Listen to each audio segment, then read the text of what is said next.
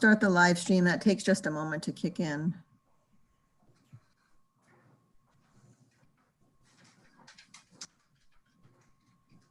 And you're recording, so you should be all set. All right. Well, welcome everybody to the work session here before we get to the regular session at 7:30. We get a special presentation here on open meetings, procedural best practices, and ethical considerations, etc. I will let Amy, are you just going to take it away? Sure thing, if you're ready for me to start. Hi, everyone. I'm Amy Goins, Assistant Town Solicitor from Ursillo, Tights and Rich. Mike Ursillo couldn't be here tonight. I do want to extend our Happy New Year and congratulations on behalf of Ursillo, Tights and Rich. We're all looking forward to working with you during this year and hopefully before the end of the year, if not sooner, seeing you all in person. I understand that most, if not all of the council recently attended a seminar on more or less the same topic recently. So I don't want to repeat what you've already learned, or if not learned, was reinforced. So I want to go through this document quickly, but really this is an opportunity for you to ask questions. And there are some takeaway points that I'd like you to keep in mind. The first point is we are always available with any questions regarding open meetings, ethics. Please don't hesitate to contact us. I have our contact info here, our phone number and the email addresses. You can contact any of us, Mike, Andy, myself, and Peter Squires. We all are on the municipal law team. We can field your questions about these topics. So we're happy to chat about ethics, open meetings, or anything else that's on your mind. The second key takeaway to remember is for ethics and open meetings, remember that state law sets a minimum standard. You certainly can go above and beyond that. And I know the town certainly does in terms of transparency. Ethics, there are situations where you're required to recuse.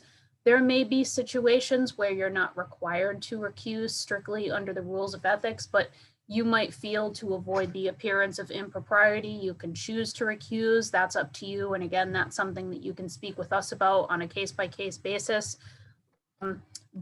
So just remember that those are minimum standards. And the third thing that you probably know this, but I want to make sure you realize is we all need to keep a lookout for changes to the law and specifically the Open Meetings Act. We are operating under executive order right now with remote meetings. Previously, remote meetings were not allowed. They've been allowed since March and modified under different conditions as the orders changed. I think it's quite likely the General Assembly will address the Open Meetings Act this session, and it might not be until, of course, July when the legislation usually is enacted. It's too soon to tell what we could see, whether it's simply going to be a continuation of what's in effect now. I think there's been a lot of feeling from the public and from elected officials that remote meetings have a lot of benefits. They also come with a lot of challenges. I think town staff has gone above and beyond from day one in South Kingstown, trying to make them go as smoothly as they can. That's not to say there haven't been some hiccups along the way, but so those are kind of the main points that I wanted to hit. Please feel free to interrupt me. Again, I am not going to go through this word for word. The presentation is here. It's, for future reference.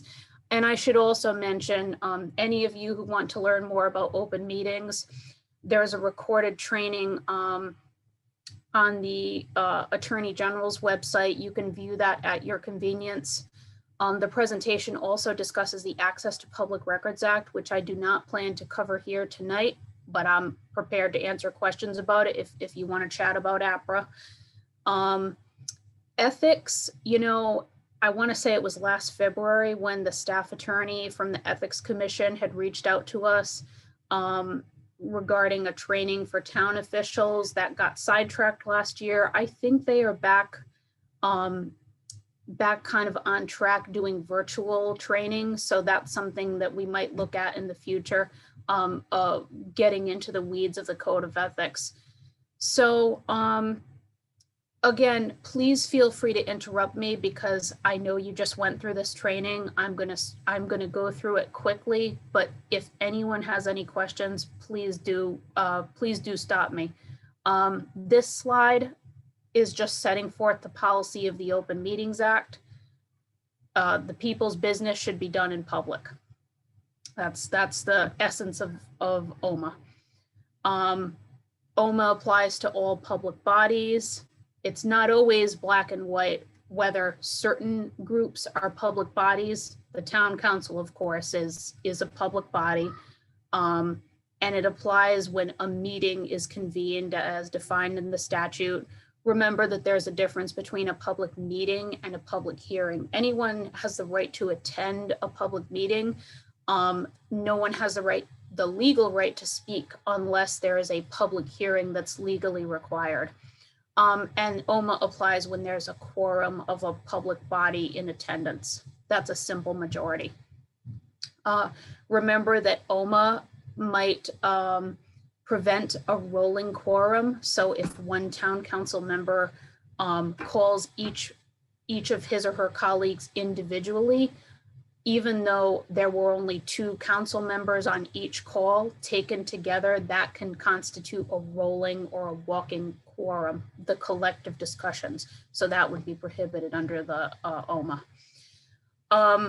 This is a slide that I had to update since the last time I gave this presentation, because previously OMA prohibited all forms of electronic communication. Of course, we're communicating with electronic means tonight, but outside of a properly noticed open meeting, be aware that the only time you should be using the phone or email to contact your colleagues is for purposes of scheduling. If you need to have discussions outside of a meeting, those discussions should be going through the town manager or clerk, not through your colleagues. There's limited exceptions to that may apply if you have a disability or if you're on active duty in the armed forces.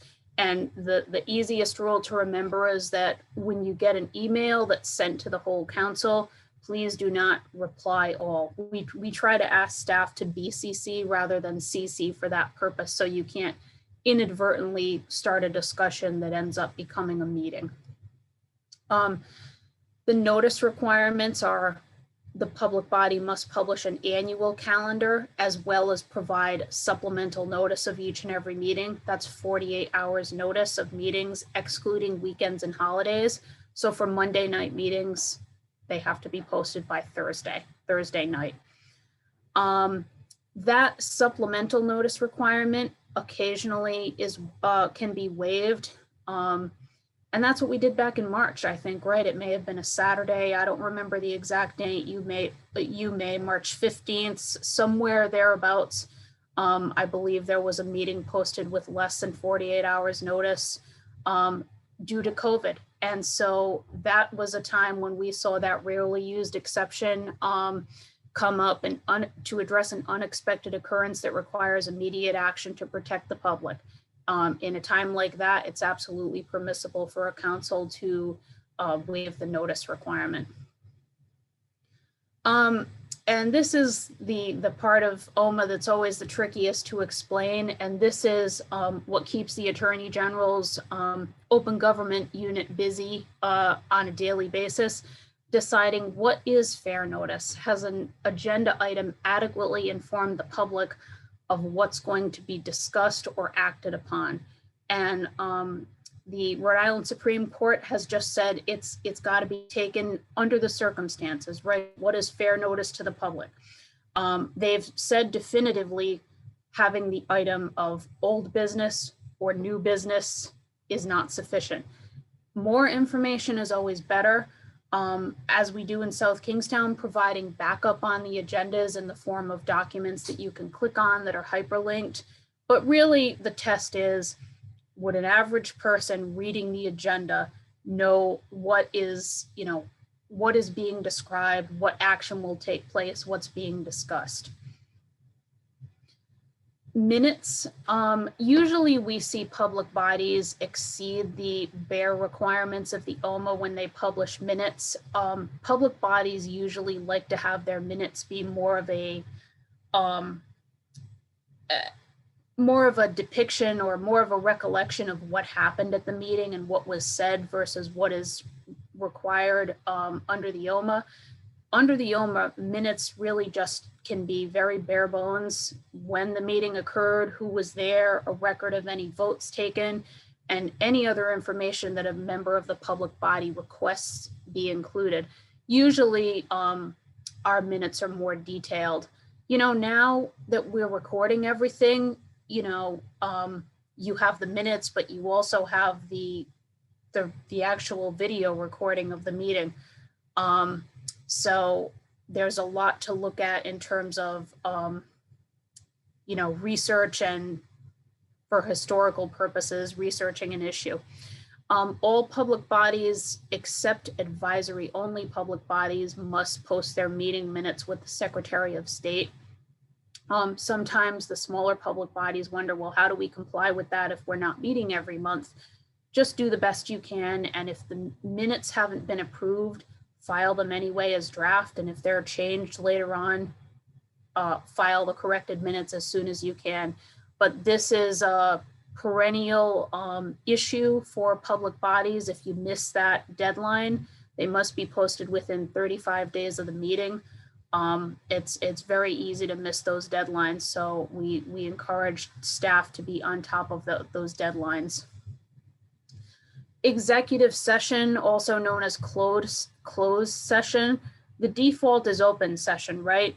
There are only a handful of enumerated reasons in the statute that allow a public body to meet in secret, closed to the public, physically, in a locked room or closed door. At least if you're in person. For virtual meetings, there's a couple different options for doing a closed session. Executive session must be noticed on the agenda. You've got to convene into executive session by majority vote, seal the minutes if that's appropriate. When you reconvene into open session, you should disclose votes. You're required to disclose the votes unless disclosure would jeopardize something, a strategy, negotiation, or investigation. And so in many cases, you might take a vote during executive session, but the vote might not be disclosed until months later at the conclusion of the matter for which you went into executive session. A public body can add items to an agenda. There is a different rule for school committees. I'll just touch on it here. School committees kind of have to abide by a rule of silence because they're addressed specifically in the statute. Except for school committees, a public body can discuss matters that are not on the agenda. It's allowed by majority vote, but nothing should be acted upon if it wasn't on the agenda. So it's okay to refer it to a committee or another body or official, refer to the town manager, but you shouldn't be voting on something that's not on the agenda unless it's, an emergency exception where necessary to address an unexpected occurrence requiring immediate action to protect the public. And, to the extent you can, we encourage council members, if you want to talk about something at the meeting, have it listed specifically on the agenda. And that just avoids the need to take a vote to have it added for discussion purposes. So if you're not on a school committee, you can respond to comments about something that a member of the public brings up that wasn't specifically noticed on the agenda. I should mention, by the way, that as I'm doing the screen share, I don't have, and I'm not as fluent with Zoom as some of you, but I don't have the ability, I think, to see the participant list. So if any hands are raised and I'm ignoring you, please just interrupt me. So why is all this open meetings compliance important? Because the Attorney General has the authority to impose fines, or certainly the Superior Court has the authority to impose fines on public bodies or even members of the public body who are found to have committed a willful and knowing violation of the Open Meetings Act. Most of the violations that the Attorney General fines do not result in fines against the public body, because the violations are generally found to be not knowing, not willful. But you know, if a public body has multiple strikes against it and keeps making the same kind of mistake, at that point you could expect to see some enforcement with a heavier hand. In addition, a public body could be found liable for attorney's fees and costs of the party suing it, and that can certainly add up. Also, any actions that a public body takes in violation of the Open Meetings Act can be declared null and void. That's really the worst penalty of all. Imagine having to repeat a whole meeting if the meeting wasn't posted with proper notice. That can really gum up the works of government. Remote meetings. So this is new, and I'm not sure to what extent this was covered at your recent training.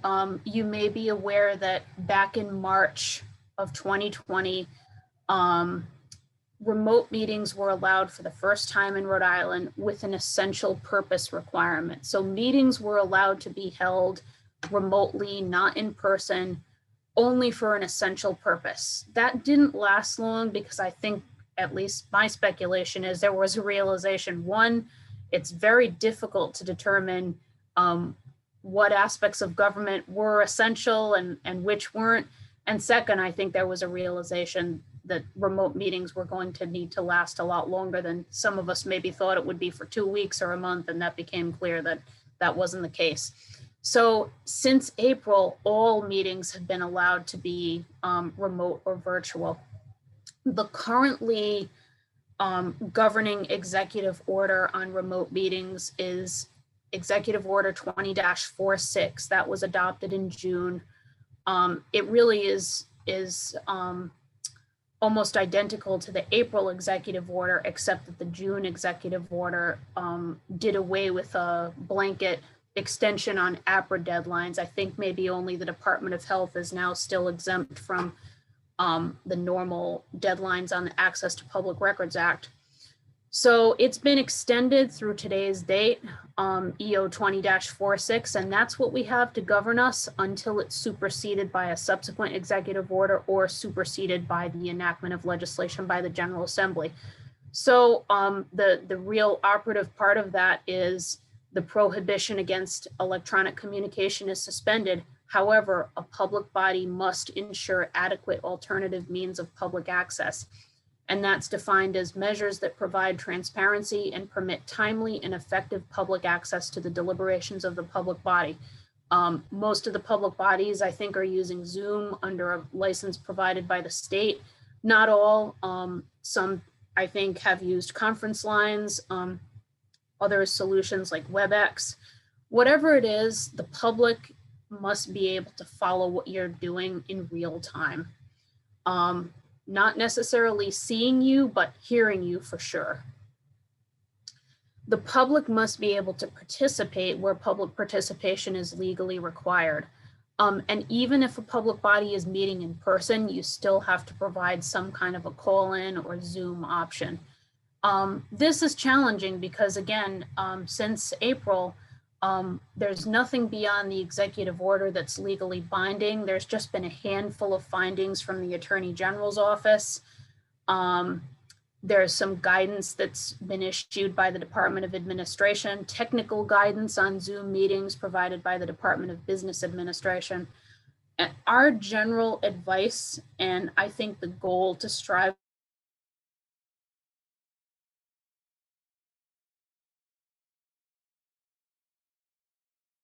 to the extent you can, and we've seen sometimes that it's a bit clunky. The big thing to recognize is that you will all become very fluent with the Zoom platform and with meeting and doing business over Zoom But each month you'll have people calling in on Zoom who are doing it for the first time. So the more that the town can provide some instruction and support, the better. We do that in a couple ways. One is the extensive information we provide on the agenda regarding public participation. Two is, of course, anyone who has technical issues can contact town staff. The clerk's office or staff is available to help out to the extent they can, other than, you know, in-home tech support visits, I don't think are available. You're going to have to contact the Geek Squad for that. But also during the meeting, announcing, you know, before public comment, okay, just a reminder, here's how to mute and unmute. Here's how to raise your hand if you're calling in, right? Some things are a little bit easier if you're on a computer or using the Zoom app. We have to remember some people just have a call-in option available. And the other way that the town can and has made things easier for people operating in this remote environment, where it's sometimes harder to get the information you're looking for, is go above and beyond what the law requires in terms of transparency. So as an example, zoning board meetings, planning board meetings, everything is online, you know, all, the application, objector correspondence, staff memos, and that wasn't available previously, right? In 2019, if you wanted to get a copy of a zoning board application, you had to email the zoning clerk or walk into town hall. So in many ways, it's, you know, what's been an unfortunate situation has forced us to take some steps with transparency that I think are good steps and will remain no matter what happens with remote meetings in the future. I want to pause to talk about some things that are specific to South Kingstown. They're not in my presentation, but I do want to mention them specifically before we start the due process section. It's important for the council to recognize that there are many matters under its jurisdiction, but there are also some matters that are not under its jurisdiction. So, for example, if a constituent contacts you about a pending application before the zoning board or planning board, I would suggest the appropriate response would be you should encourage the person to put down their objections in writing or call into the meeting. The council can't take any action or have any input really on pending applications, with the exception of those that will come before the council at a future step in the process. So maybe a restaurant needs a special use permit to expand its liquor service area from the zoning board. Their next step would be to the town council for a renewed or expanded liquor license application. So you'll be seeing that applicant, just not before the zoning board. And each, you know, the council and the zoning board will each kind of look at it through a slightly different lens. Sometimes applications for developments that come through the planning board might require an amendment to the zoning ordinance or an amendment to the town's comprehensive plan. So it's appropriate, certainly, for the council to make comments and ask questions when the application is before you. But, you know, people writing in when something is before the planning board that either isn't before the council yet or doesn't come before the council at all. So it's important to recognize that sometimes, you know, things will come up that are under the umbrella or under the auspices of another official or another board. Specifically, the school committee also, their responsibilities are set forth in both state law and the town charter. And that charter references section 4820 that enumerates the powers and duties of the school committee. You know, in Rhode Island, we've got a very delicate balancing system, I'll say, between, you know, finance and responsibility with the town and with the school committee. So certainly you work together hand in hand, but there are some things that legally are under the school committee's jurisdiction. The other thing I want to mention is, and you can take a look at the charter as well for this, there are certain cautions or prohibitions against the council getting involved in certain ways with town officials or employees. And that's section 3142, interference with administration. I'll refer to that as the non-interference clause. The council is empowered to conduct certain investigations under another provision of the charter, but except for those investigations, the council and its members shall deal with town officers and employees who are under the town manager's direction and supervision through the town manager. And it says neither the town council nor its members shall give orders to any such officer or employee, either publicly or privately. So as an example, if a constituent contacts you saying, you know, I think the building official we have has been a little too, you know, has been letting things go, or maybe has been enforcing things too much, it would be more appropriate for you to bring that up to the town manager than to contact the building official directly. The idea is that the town manager reports to the council, but the town manager is the one who's directly supervising those employees. And rather than the council being directly involved with what an employee is doing, you should bring your concerns to the manager. So on to just a few quick points on procedural best practices. Due process, there are two elements to due process, right? Substantive. Substantive due process refers to the right to fair and objective decisions. Procedural due process is the notice and an opportunity to be heard.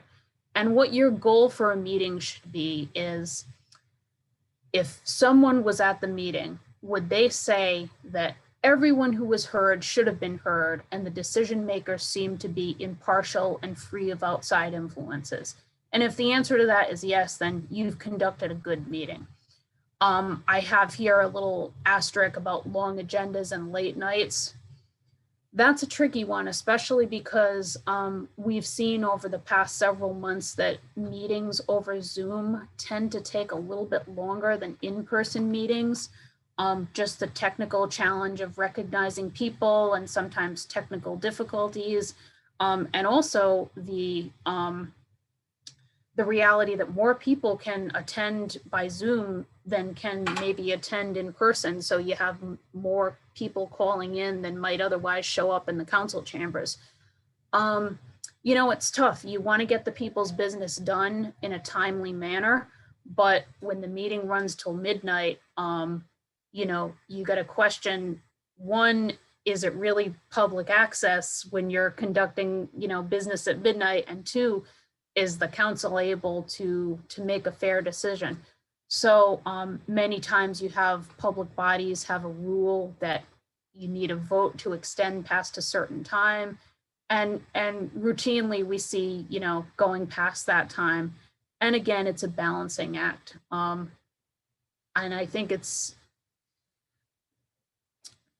important to point out there's a balance between having a meeting that goes till 2 o'clock versus delaying things another month.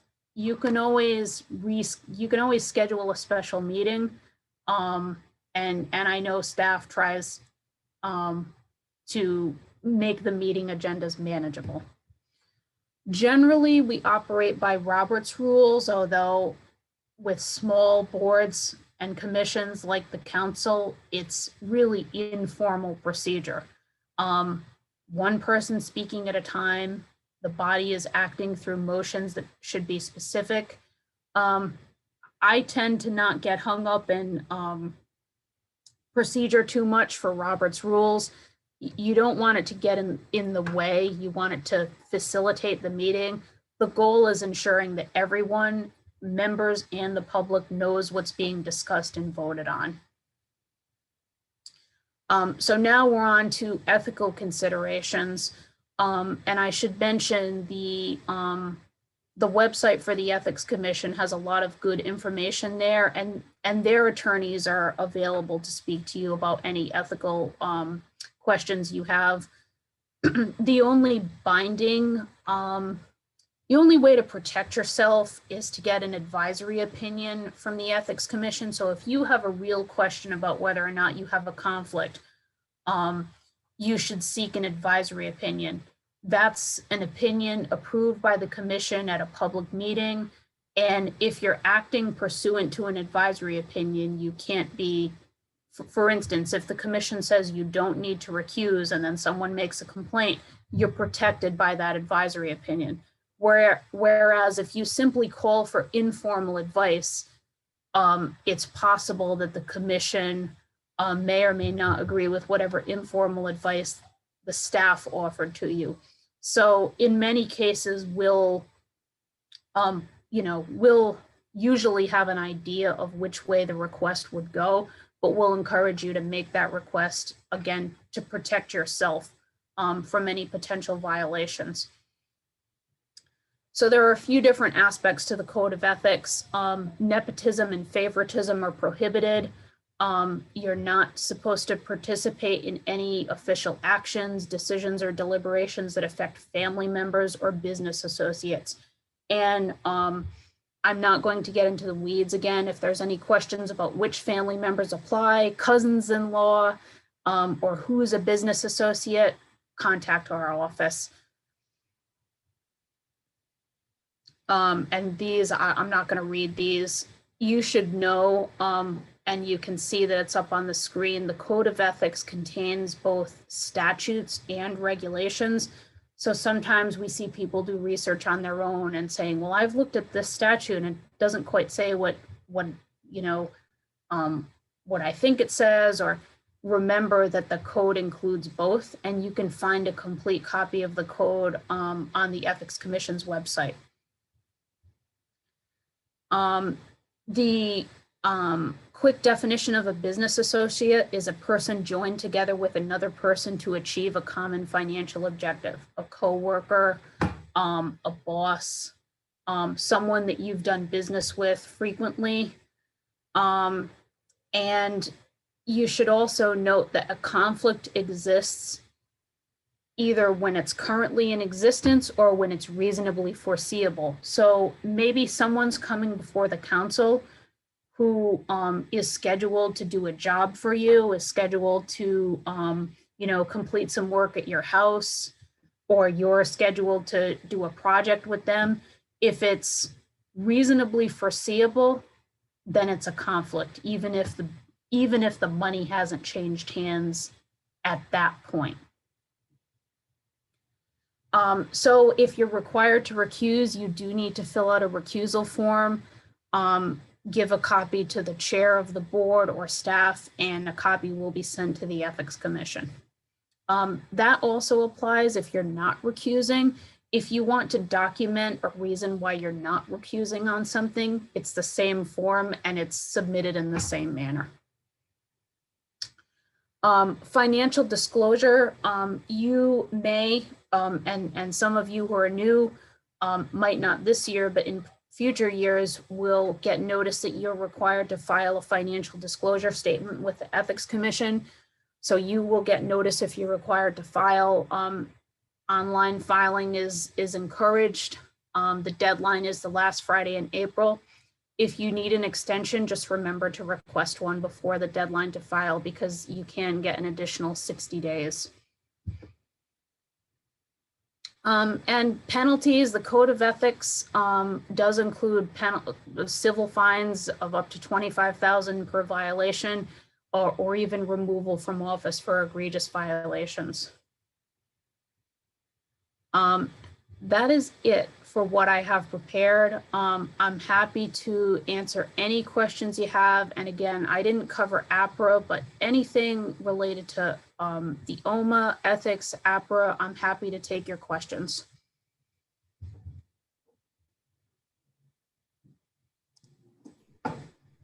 Thanks, Amy. Are there any questions at this point? Councilwoman Bergner?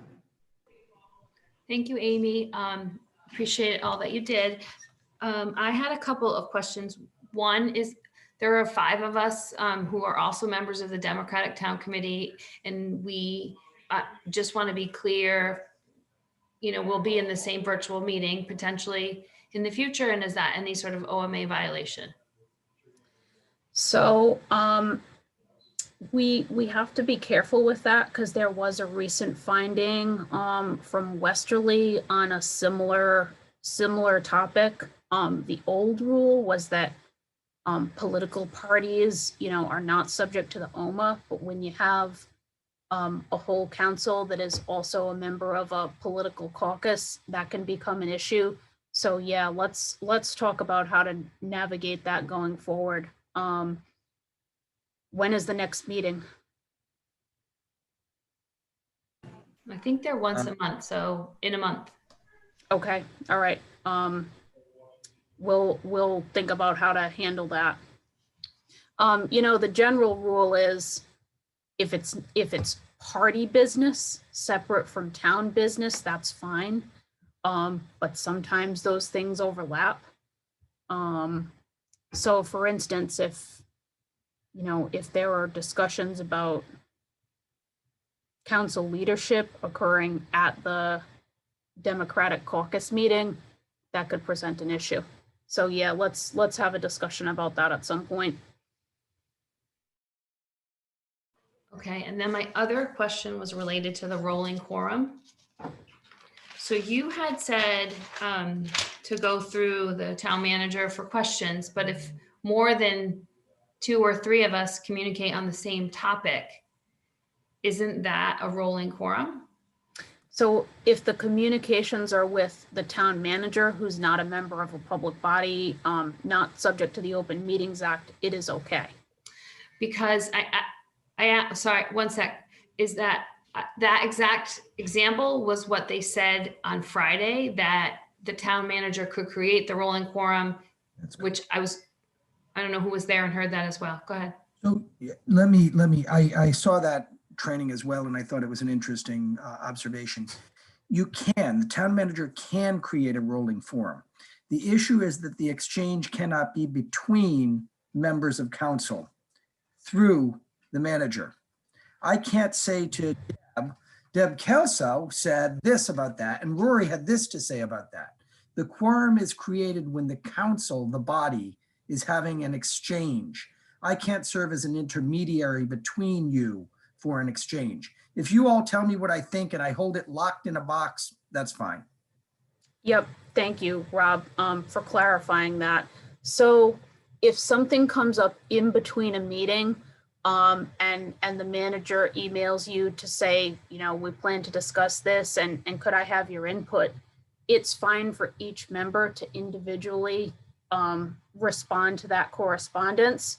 And as long as the manager isn't then relaying the responses to other members in between the publicly noticed meetings, it's okay. So I hope that clarifies things a little bit.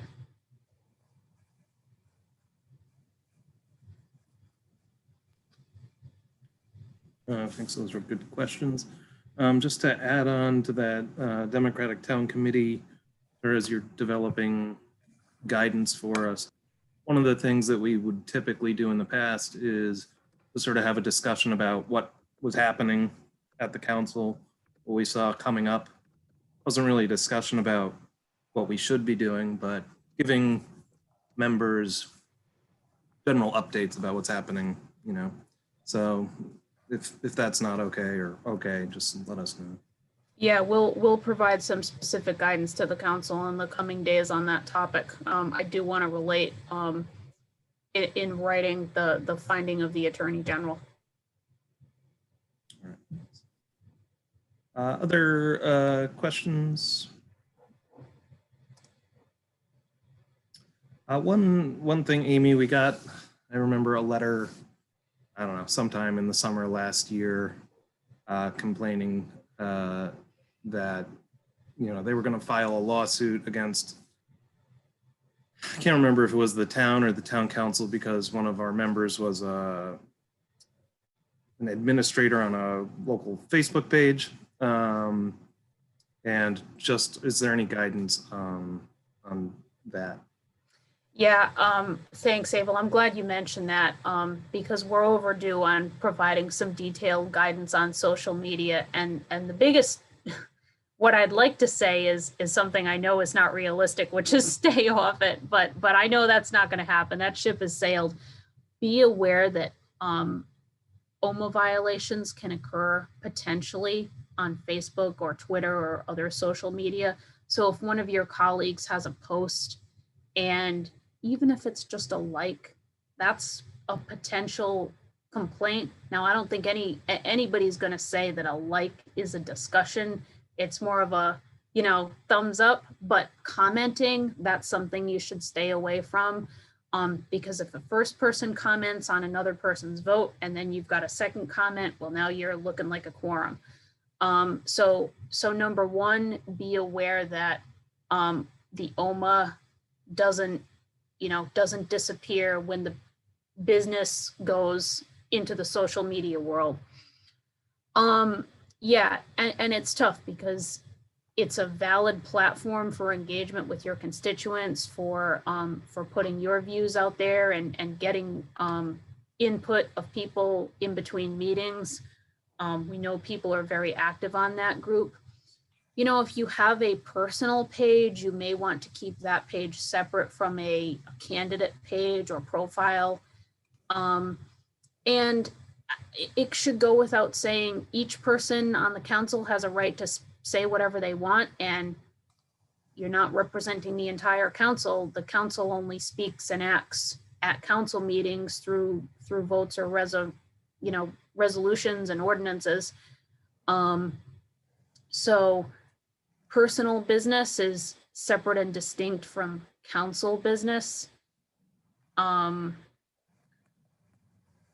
Yeah, I do. That's going to be a to-do list within the next 30 days, is get out a little more detailed guidance on social media activity. The big thing though is just be wary that and in the highly charged political climate that we're in,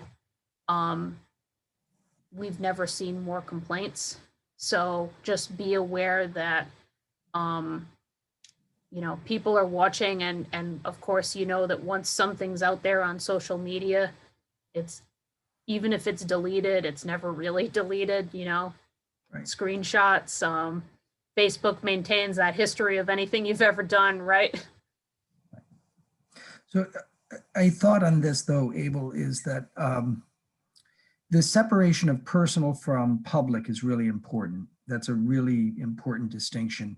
If you're pulling in stuff from the town website into your forum or to your profile, you're blurring the line between your public role and your private role. And that's probably a bad idea, because where there's liability, where there's forum liability, it's that you're excluding or treating as private a forum that should be treated as public.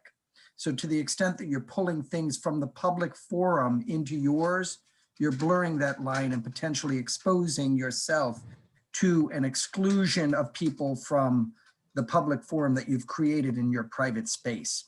So keeping your private space and your public space separate is very important. The other interesting thing in these cases that are evolving is that the quorums that are, Amy's right, a like isn't necessarily a thing unless it's a surrogate for a vote. And then you've got the problem that people are saying the conversation is very, very disjointed. It's very long in time, but you can connect it in a series of screenshots over, maybe it's a month, but that becomes the meeting. That becomes the conversation that the council participated in.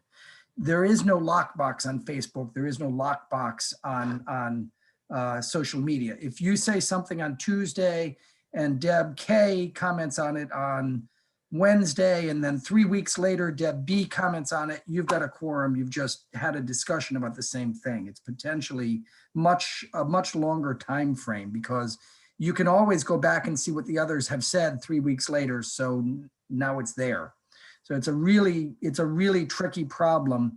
You have to be very careful not to be commenting on things. Now, the other thing to know about it, though, is it's only a meeting if it's things that you have jurisdiction over.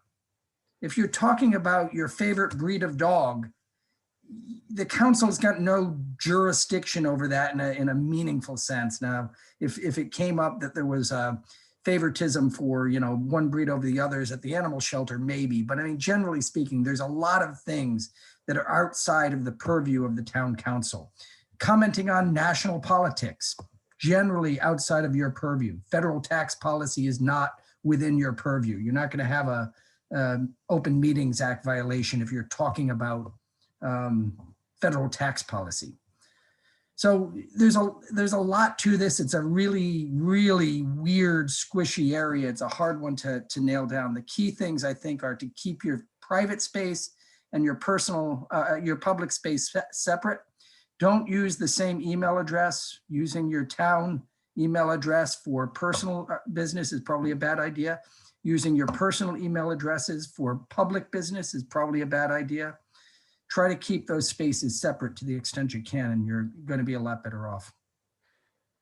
Thanks, Rob. I appreciate that that advice. It's spot on. And while we're mentioning use of, personal versus town official accounts, you should be aware that your texts, your emails are potentially, and I say potentially, subject to disclosure. There's a general exemption, however, for correspondence of or to elected officials in their official capacity. So if someone submits an APA request, I want to see all emails from Abel Collins to Rory McEntee. Our office or the town would cite that exemption and deny the request. However, just be advised that only applies to correspondence of or to elected officials. So if you're sending something, to a wider group of people, or if it's someone who's not an elected official, if it's correspondence between the manager and the clerk, then it's potentially subject to disclosure unless another exception applies.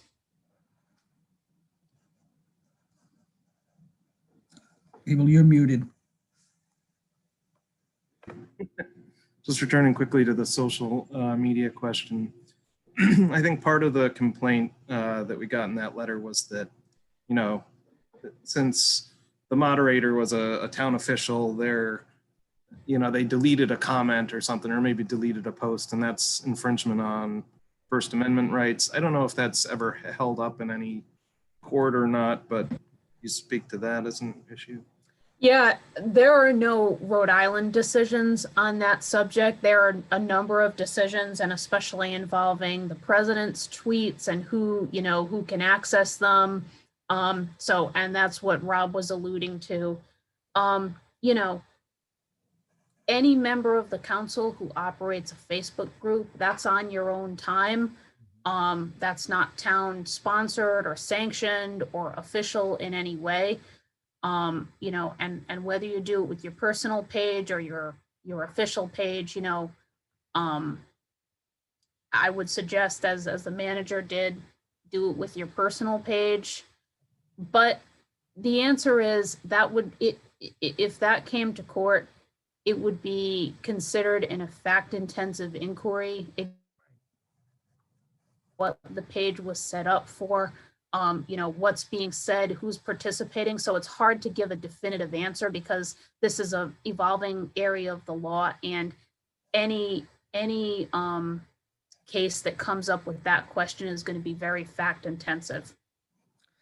In the cases where it's a member of council who is setting up and communicating at a council address, so where the council president or it was actually a county council president, had a county council president Facebook page, welcome to Joe Smith, county council president. That was a public forum, and excluding people from that forum was not allowed, even though it was set up on the Facebook platform and not a government electronic platform. It was the private sector platform, but set up by a public entity for a public purpose. So where we run the risk with, what is it? It's community, Our Town SK, which is the forum that was the discussion or the subject of that inquiry. Where we run the risk is that where you blur the line, where there's a lot of importation of town of South Kingstown material onto that forum, and you've got public officials participating as moderators or people who control the forum, it begins to look like a public forum because you're bringing material in from the public domain, material that was generated by the government coming into the domain, and you've got government officials who are participating as controlling agents. So that was the potential challenge with that one. Ultimately, the analysis that Mike's office came down with in that particular case was, no, it wasn't officially sanctioned. It wasn't approved by the town council. It wasn't an official who said, this is my public space. It wasn't public space, but it was getting closer with each of those sort of bringing of materials in, the more control that was exerted by a town official. That's where the lines, that's where the lines are being drawn by the courts. How much control looks like it's government control? How much content is looking like government content? It's basically, if it looks like a governmental duck and it talks like a governmental duck, it's a governmental duck kind of analysis. Thank you. Councilwoman Berger. Amy, if you could just go back and talk about, you had said text may be discoverable. What type of text would be discoverable versus not? Like if I text my neighbor who asks me about the sidewalk versus, I don't know. So again, for elected officials, there's a blanket exemption, and I'll read it from the statute. Correspondence of or to elected officials with or relating to those they represent, and correspondence of or to elected officials in their official capacities. So if your neighbor texts you or emails you about, the trees are hanging over or the sidewalk hasn't been shoveled, something like that, that would not be subject to disclosure under the Access to Public Records Act. However, if somebody is going to make an argument that, you're acting outside of the scope of your official capacity, that's potentially subject to disclosure. You should be aware that the Access to Public Records Act also sets minimum standards. So in some cases, the town may produce more than they are legally required to. You should be assured, though, neither the town, our office, is not going to be giving away, to the extent we have them, any texts or, correspondence of elected officials. Though that is protected as it should be under the statute. But I think it's just important for elected officials to be aware that devices that you may use for personal and business use, and it happened recently in the continuing contracts lawsuit, the union sent a very large APRA request to, I think, all the participating plaintiff municipalities, seeking all the correspondence from the officials on joining the lawsuit and background on that. So when I say potentially subject to disclosure, that exception is there, but it would require our office, if we got a request like that, to review the correspondence that would meet that exemption, document it, and decide, that it's not subject to public disclosure. You should just be aware, though, that it may have to be reviewed by our office or by the Attorney General in a secret review, or even potentially, knock on wood, hope not, by a judge. Just be aware of that. I'm going to comment briefly, Amy, and point out, Deb, your question actually raises an interesting point. There's a distinction between disclosable and discoverable. Disclosable refers to what we've got to disclose to the public under the APRA, under the Access to Public Records Law. Discoverable is a concept that applies when a member of the public, anybody, is being sued. And when you're being sued, which is always possible for a public official, the discovery rules are different and broader. I think you all know, but I'm going to say just in case there's any doubt, anything you say to us, whether it's in writing or not, by us, I mean the solicitor's office, is protected from both disclosure and discovery. That's attorney-client privilege. The APRA provides a very broad, even possibly broader than the attorney-client privilege that applies in court. Anything, all records relating to an attorney-client relationship are prohibited from public disclosure. So don't be afraid to email us with a question. We're happy to speak to you on the phone, but I don't want you thinking that, you know, your emails with our office are ever going to see the light of day.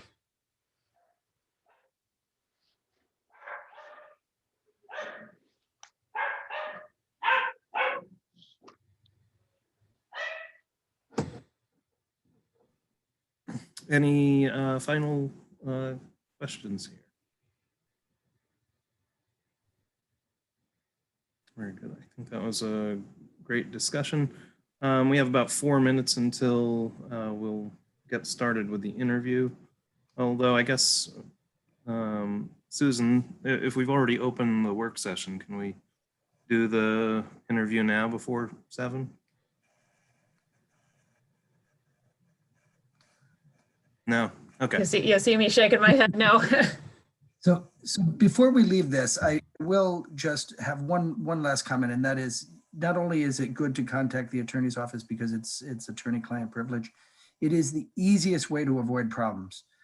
If you have any doubt, if you have any questions, if you have any concerns on ethics, on open meeting, on APRA, please contact the town solicitor's office as quickly as you can.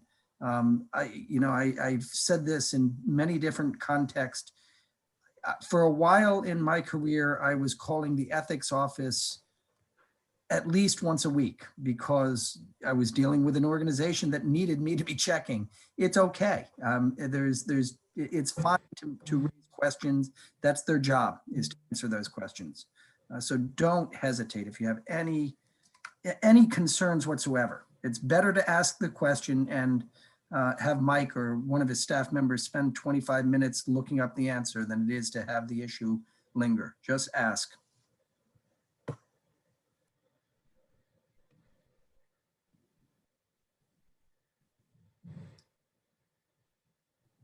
Well, we'll have a quick 2-minute break here before we get to our interview. Anybody wants to grab a glass of water or something?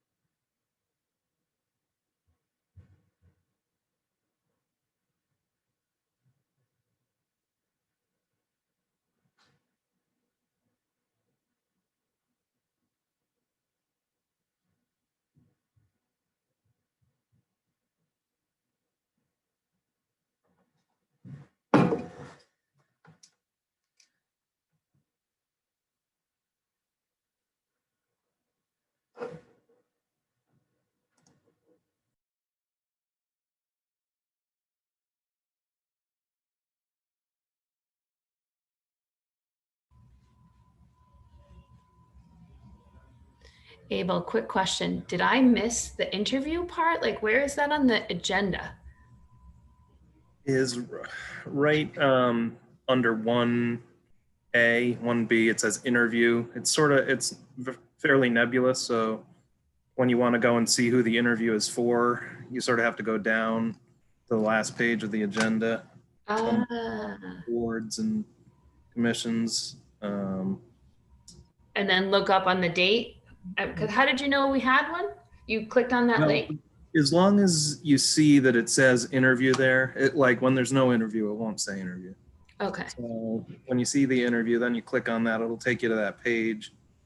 And you have to scroll through and see which of the vacancies has a name next to it where the date is the date tonight. So if you go through all that, you'll see that tonight it is the Economic Development Committee, Mark Levitt. He applied on the 6th of November and he's interviewed tonight.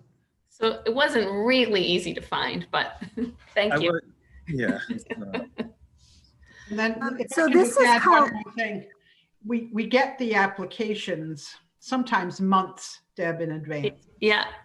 So I don't know when Mark applied. I haven't opened the application yet, but A slight so panic set when in. you get them, you have to like save them somewhere because it might be 6 months before you need to look at that application. So it can be a challenge.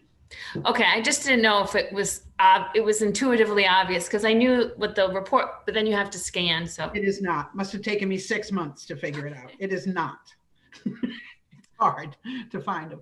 Sometimes there's more than one too, so you have to read every line. Like there might be 3 or 4 we're interviewing in one night. So you have to read every line. thank you. So this is Colleen, and I'm just going to just jump in and I can talk with Rob offline and try to get something better for you guys. But I wonder when we're sending out the email on Thursdays to let you know that the interim or the agenda is attached. I think we could, when we were giving paper copies, a lot of times we used to print this sheet that just showed who you were interviewing. So I wonder if we could just in that email, if that would be helpful, put with your agenda that you have, 1 interview or 3 interviews, who they are and what they're for. And maybe we could put when we sent the application previously, or we could attach it again. So sounds like we should be doing something like that. I can talk with Rob tomorrow and we'll make sure that we get you some. Right. And with new council people, Colleen, so they're not going to have Mark Levitt's application, right? And that we don't, it might be better to attach them again, I guess is what I'm saying. So everybody, Yeah, I think that's a great idea. has an option to look at it. All right. Well, with that being said, I see Mark's hand is raised in the waiting room there. So if we could bring him in. And Mark, it looks like you're in the meeting here. So if you unmute yourself and click the little video camera icon, we'll be able to see you. You got me? Yep, can hear you. Okay. Nice to see you all. And if you do want to be seen, you can click that button, but it's not a requirement. I was a performer. I'd love to be seen. It's not a problem.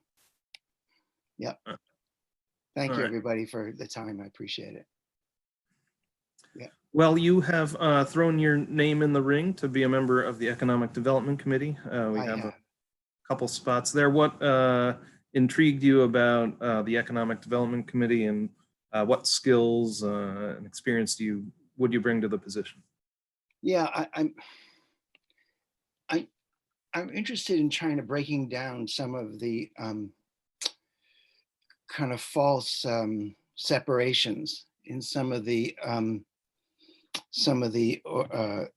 committees, and especially with the business committee. I really believe, and people who know my work know that I've done a lot of work with land use in the area, really for, I'd say 40 years, 45 years at this point. And it always seems to come down to economics for a lot of people. And I really respect that, especially people with small businesses who are trying to make a living and make a life in this town. It can be extremely difficult, especially when you run into various conflicts, various negative feelings about whether you can put this building here or this building here. But I want to work in such a way that understands the sort of the holistic nature of development, so that people don't feel that they are being told not to do something or told to do something for reasons that seem to be disconnected to the goals of the town. So I'm very interested in aligning the business community with long-term considerations of what the town needs to have a healthy economic base. In terms of background, like I said, I've been involved with the town for many, many, many years, more than probably you want to hear about at this point. I love the town, moved here in 1976, 77, and worked primarily sort of outside the areas. I worked in land use. I worked in primarily land use issues here, preservation. And in terms of skill sets, I think one of the things that I'm good at is gaining credibility within communities and trust. And I think that's an important element when you're working here.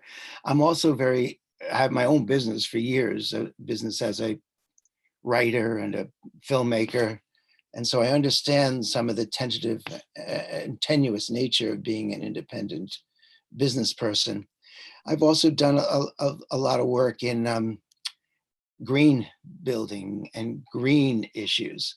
And I really am interested in aligning things that are going on with the school, with things that are going on with the business community, with things that are going on with the various initiatives in the town.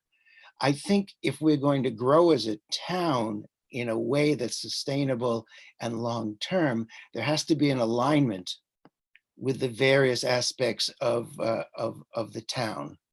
And I'm sort of interested in trying to put those together, helping to put those together, so that people have a sense of that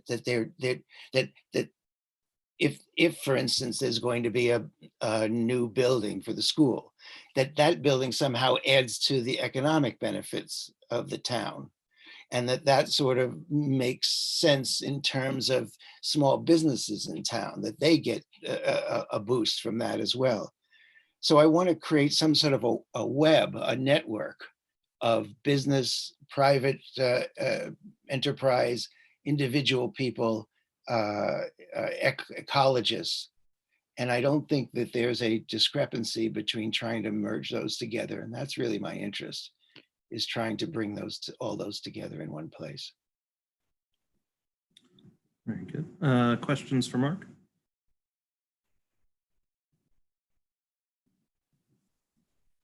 Boy, I really stimulated you guys, didn't I? Don't good. feel bad. This is oftentimes it will just be my very. I have a bunch of books up here. If you want me to read a few, just start reading and see what you have any ideas about what I'm reading. We have to go together for the rest of our meeting here, Mark. Now, thank you. You may be interested in is the EDC has been looking at the Saugatucket River as sort of an engine for economic development. So it sounds like that might be sort of up your alley in the way you're thinking about things. So, well, I do. Go ahead. Sorry, please. I was just wondering if you had been paying attention as that has been. I have been paying attention. In fact, one of the things I'm doing, my kids are in a pod now, and one of the things that we're doing is having the kids be very aware of the river. You know, their place where they're doing it is down the street from there. So I'm very interested in using the natural assets of the community to enhance them and to build a sense of physical and psychological community, but also as a place that can generate income and businesses in a way in which is sustainable and healthy for the community. Nothing should be built, in my opinion, if it's going to detract and things that should be built should be things that add to everybody else's well-being and possibilities. I think that's I mean, you know, again, I've been thinking about the Saugatucket River for 40 years as an asset for the town.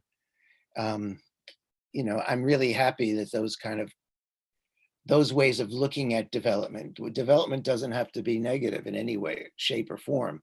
It can be sustainable. It could be enhancing everything else that's around. I think we're at a very important juncture right now. I think it's an extremely important juncture. I think we could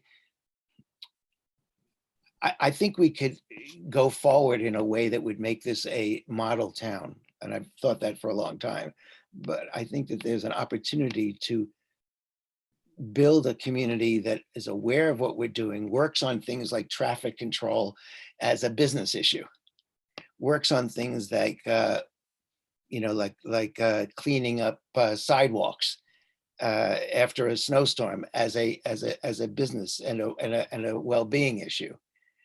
So what I'm saying is that based on this 40 years and working with the town in various ways, I think I'm at a point where I really want to make some major changes in recommendations and in supporting the kind of work that seems to be happening amongst the council members.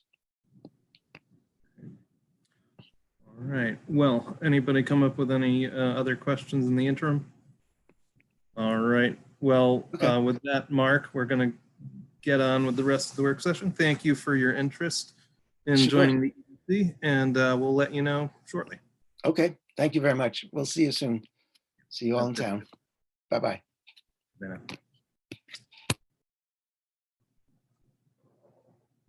And Rob, if you want to take us through the agenda tonight, that'd be great.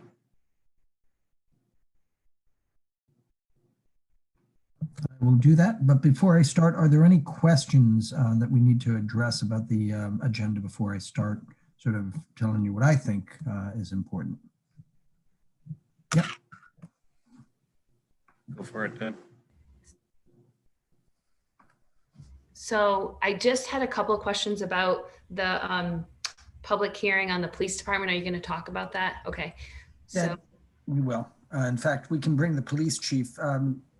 Susan, if you can bring Chief Ewing Chow in, it probably does make sense for him to provide some overview of what's happened. There was a memorandum that was delivered to council members a while back, which does describe it, but Chief Chow can sort of summarize very quickly.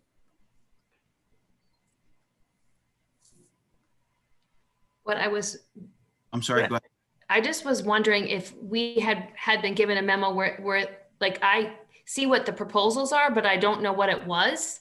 So it's, that's kind of where I'm like, well, how could Right, you, yeah, that's my Yeah, thing. I specifically asked Chief Ewing Chow to be prepared to answer the question, what's different now than what was last week?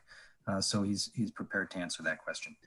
So basically, the lethal and less lethal force policy, we've had this policy for many years now. And this policy guides us in our application of force, how we report it, et cetera, et cetera. The most recent revision here was born out of a group of subject matter experts that worked with several groups in law enforcement, the interlocal trust, accreditation groups, attorneys, et cetera, to develop a model use of force policy that basically all municipalities and police departments in the state of Rhode Island are adopting.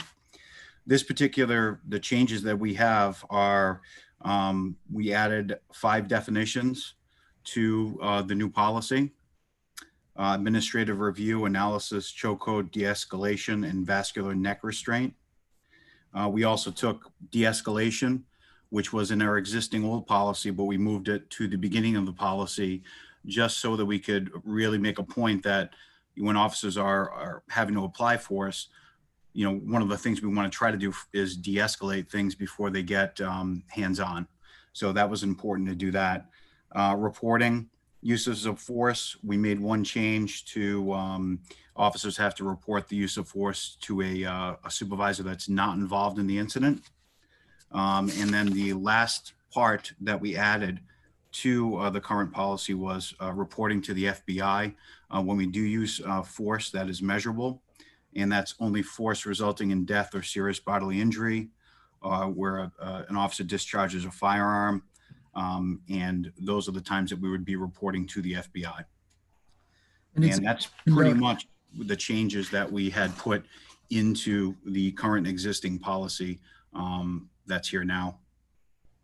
It's important to note that these changes, when they come up, are not just sort of dreamed up locally. We try to make sure that our local rules are harmonized with the state and the national rules.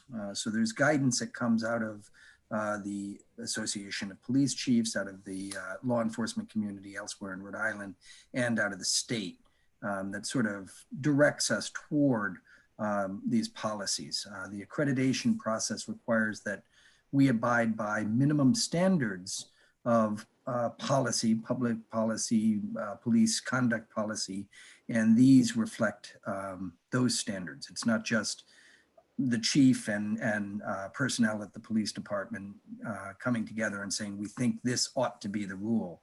We're making sure that our local rules correspond to the best practices and the standards that have been established by professional bodies and law enforcement oversight agencies such as the FBI and the state police.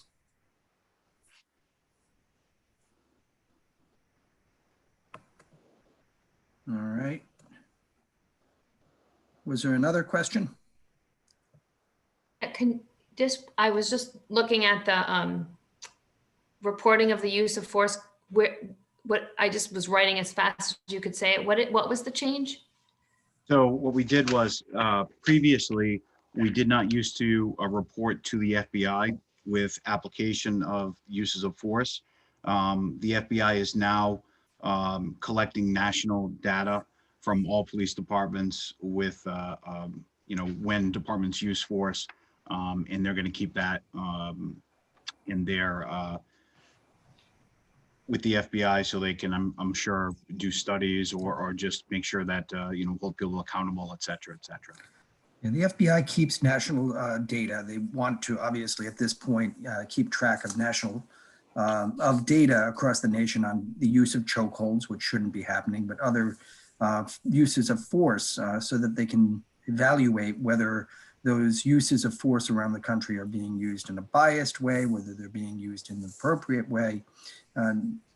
This is just a way to make sure that every law enforcement community or every law enforcement agency in the country is reporting to a single source so that comparative studies and sort of comprehensive evaluations of the state of law enforcement can be made. And then just a follow-up. My question was, did you connect with any local community organizations on the policy, like toward an anti-racist SK? Do we have like some involvement for actual people that live in the community that represent other populations that we've shown this policy to? So this policy, and I'm not sure with the model part of it, but it was developed by several groups between law enforcement, accreditation people, the interlocal trust. In terms of our own community groups, to the best of my knowledge, I don't believe that they did take part in this type of development of this type of a policy. Again, this speaks to the fact that we're trying to harmonize our local rules with rules that are established by the other entities, the state police, the FBI, the Department of Justice at the national level, and the standards established by the law enforcement community through organizations such as the Police Chiefs Association, et cetera. A deviation from these standards would be unusual. And in fact, deviation from these standards would be something that we'd have to justify to our accrediting body if we were to move away from the established standard. So not reporting to the FBI, if we were to decide we didn't want to do that, would be something we'd have to really explain. We'd have to justify why we were deciding to buck the trend and deviate from the standard. It also has funding implications, obviously. If you decide to tell the feds they're not getting what what they've asked you to give them.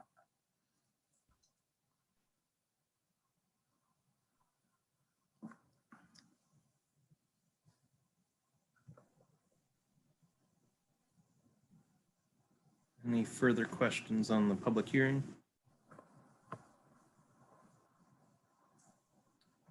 All right, Rob, what else All we right. got? So I'm going to move through to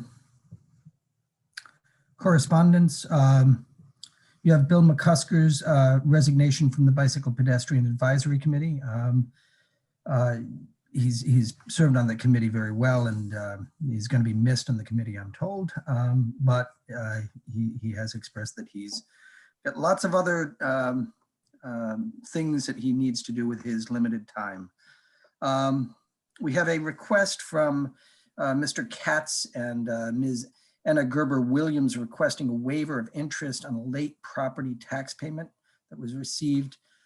This has been looked at, and there's nothing in our policies that would permit the waiver other than the council's discretion.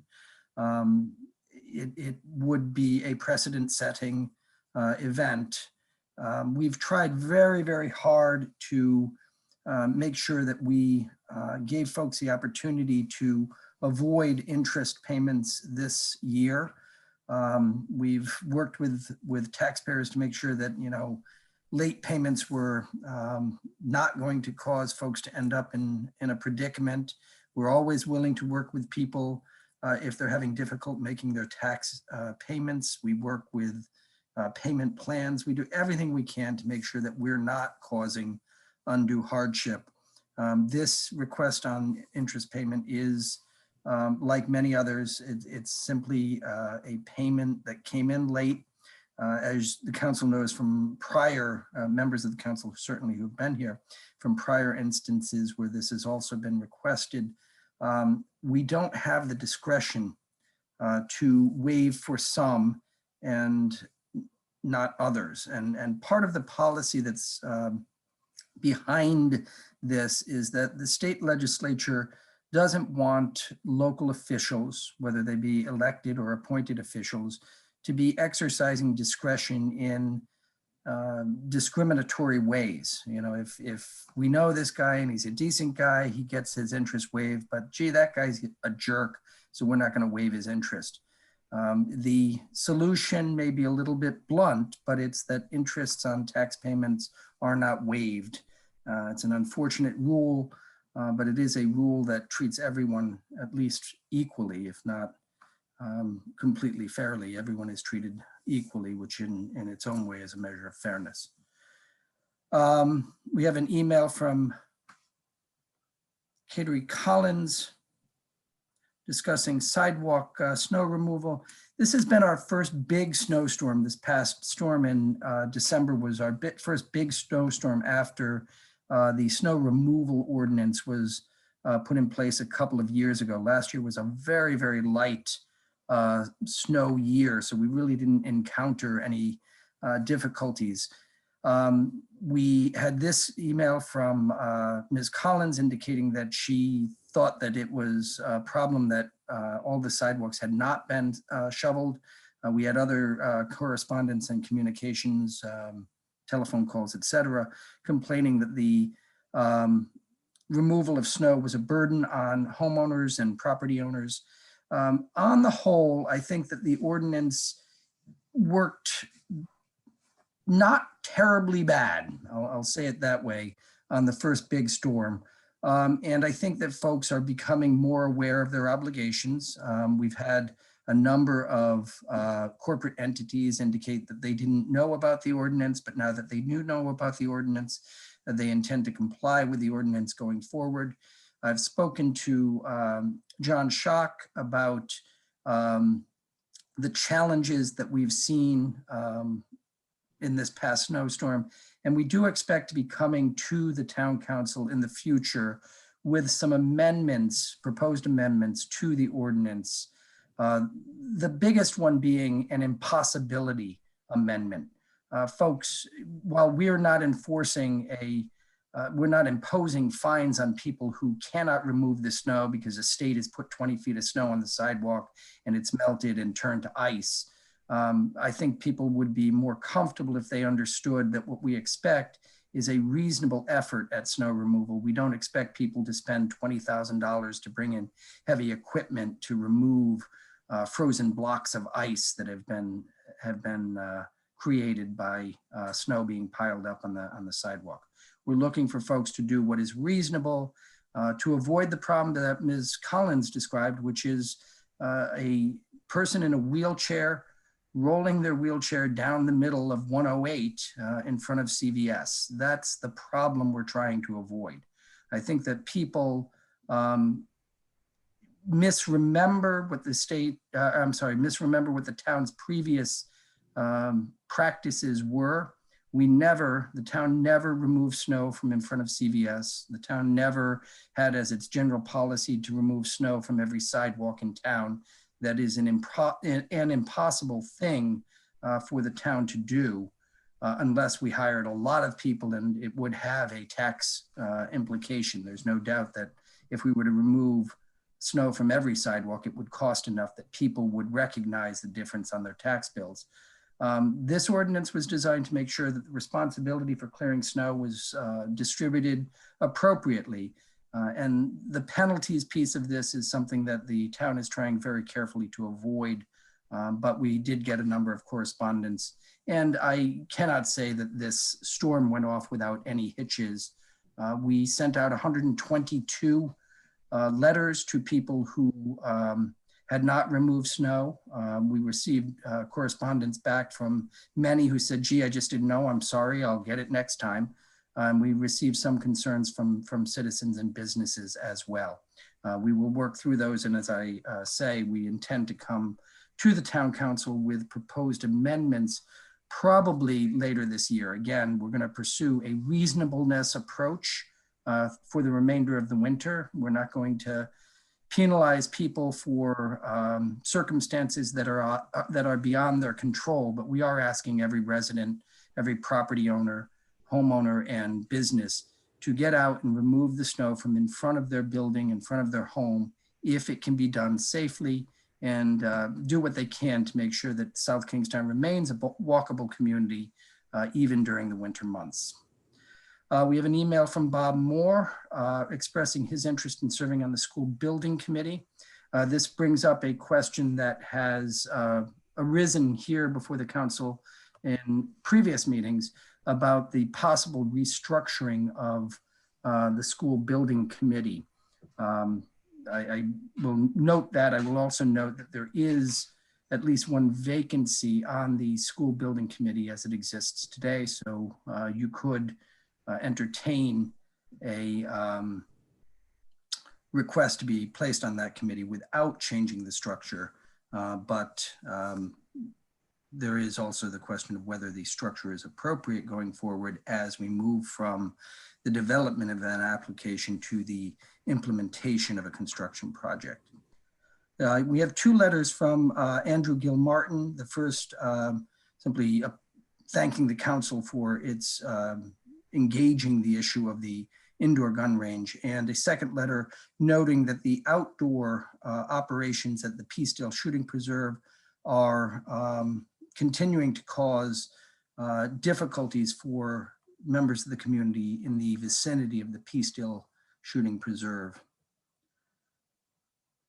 New business. We have tax abatements in the amount of $2,754 as shown on a request that was made part of the agenda. We have a resolution that was brought to the council by Councilwoman Kelso on behalf of Senator Sosnowski. There is a spot at Warden's Pond Landing that state legislation would rename Holly Landing in honor of the Holly family that donated the land to the state of Rhode Island in the 1950s.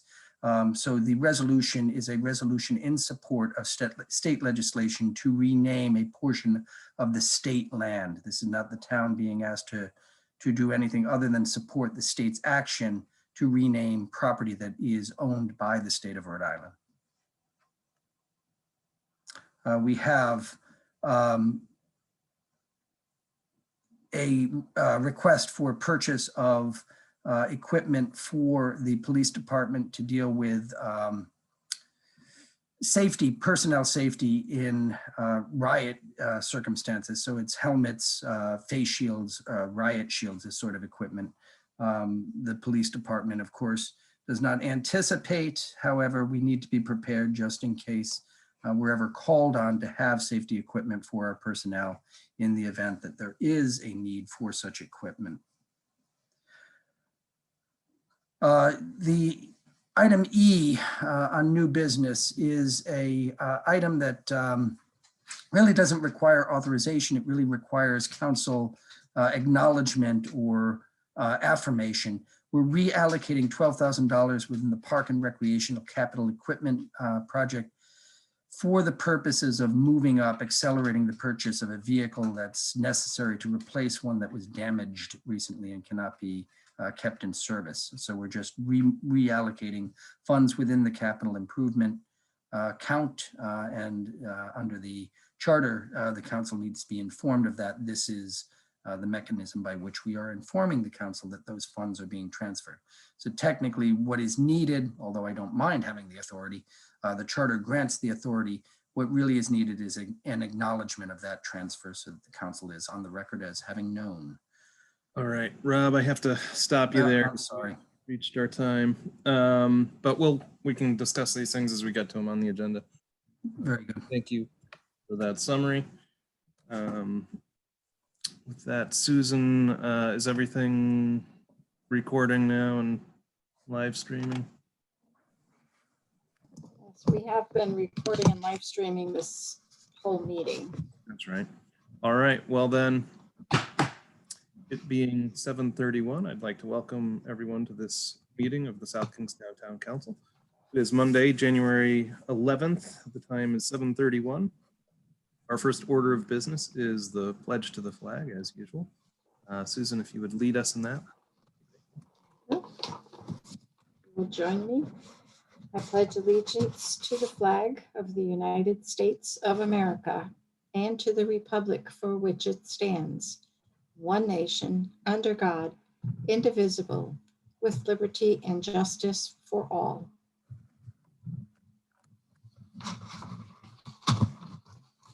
Okay, thank you. And item 3 is the roll call. Council President Collins, Here. Council Vice President McEntee, Here. Councilwoman Bergner, Here. Councilwoman Kelso, Here. Councilwoman Rose. Here. All members are present. Item 4 is the approval of minutes of previous meetings. Rory McEntee, I'll make a motion to approve for A and B. Deb Kelso, I'll second that. We have a motion from Rory, a second from Deb. Is there any discussion? Is there anyone opposed? That motion carries unanimously. And that brings us to item 5, the consent agenda. Rory McEntee, I'll make a motion to approve the consent agenda. Deborah Kelso, second. We have a motion by Rory, a second from Deb. Kelso, Councilwoman Bergner, your hand is raised. Is that from previous? Would you like to? No, I just, I'm not clear on the procedure, so I'm confused when we ran out of time in the work session to ask about if we want to take one of the communication items off. I didn't know, so I'm sorry. Oh yeah, now would be the time to remove an item from the consent agenda. Okay. I just had a question about the communication from Ms. Joan Hudson, because she attached a bunch of questions. So related to the Curtis Corner School Facility Plan. I couldn't ask during the work session. So can we just pull that one out so I can ask? All right. Roy, you hear the concern from Councilwoman Bergner. Would you like to amend your motion so that we are removing, what's the number on that? 8G. 8G. Okay, so I'll amend my original motion and I'd like to add that to take 8G off the consent agenda. And Deborah Kelso, I'll second the amended motion. very good. Any further discussion? Is there anyone opposed? That motion carries unanimously. And just remind me if I fly by it when we get there that we have put that back on the agenda. All right, that brings us to item 6, licenses. 6A is a resolution granting victualling and holiday sales licenses to Wakefield Nutrition, doing business as Wakefield Nutrition of 359 Main Street, Wakefield. Application by Samantha Elliott. Do we have anybody in the audience to speak on this? If you are here about license 6A, please raise your hand by pushing the little raise hand icon. There we go, Wayne and Mike.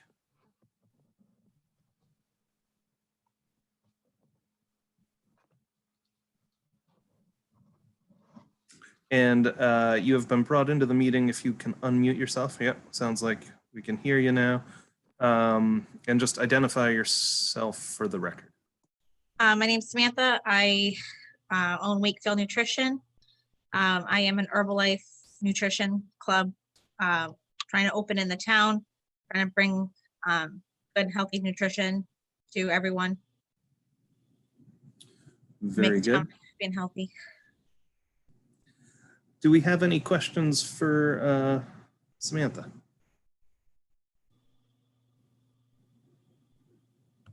All right. Samantha, this is Rory McEntee. Would you like to just kind of tell us more about your business? It's an opportunity to kind of market yourself to the public about a new entering business. So maybe you could just kind of tell us more. So Herbalife, we are a health and wellness facility. We are over 96 countries. So what I will be doing is making Herbalife shakes and healthy teas. They're all under 300 calories. They have 29 grams of protein, keeps you full longer, and full of vitamins and minerals to help get you through the day. So these are things that are pre-made, or do we go into a counter and order them and you just make them right there for us? Yep, you come in. I have about 80 different shake flavors you could choose from. You tell me, to start you off, we ask you what your favorite ice cream flavor is, and we have a list, and we would make them. They are a meal replacement for breakfast or lunch. So we would make the shake for you. We would start you off with the energy tea. That would keep you energy. And then you'd have your shake. All right. What are your hours of operation? So they would be Monday through Friday, 7 to 4, Saturdays, 8 to 3, Sundays, 9 to 1. All right, any other questions, or do I hear a motion to approve? Rory McEntee, I'll make a motion to approve 6A. Deborah Kelso, second. We have a motion from Rory, a second from Councilman Kelso. Any further discussion? Is there anyone opposed? Very good. That motion carries unanimously. Good luck, Samantha. Thank you, and I'm going to invite you all in to have a shake and tea on me when I open. All right, sounds good. All right, thank you. All right, 6B is a resolution granting a miscellaneous permit to conduct the Angry Unicorn Half Marathon 5K road race on Sunday, October 10th at 7 a.m. To Ocean State Multisport, subject to the execution of a hold harmless agreement indemnifying the town issuance of a certificate of insurance naming the town as an additional insured for the event in the amounts specified by the finance director. Proceeds to benefit the South Kingstown Senior Center and the YMCA. Application by Gary Minisian. Gary is here. He's raising his hand. If we can bring him in.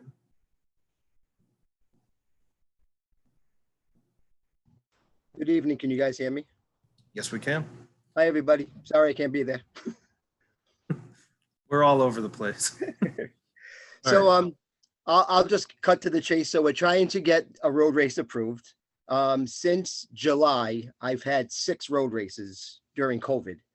I came up with a COVID-19 plan, a safety plan, and it's actually going like national, the plan I came up with. So it's actually pretty cool. I eliminated all the crowds at a road race. And actually USA Track and Field, which we get our insurance through, will not allow us, they won't allow anybody at the finish line anymore. So you can't have any food at the finish line. The runners can't, once you cross the finish line, you have to leave. You can't hang around.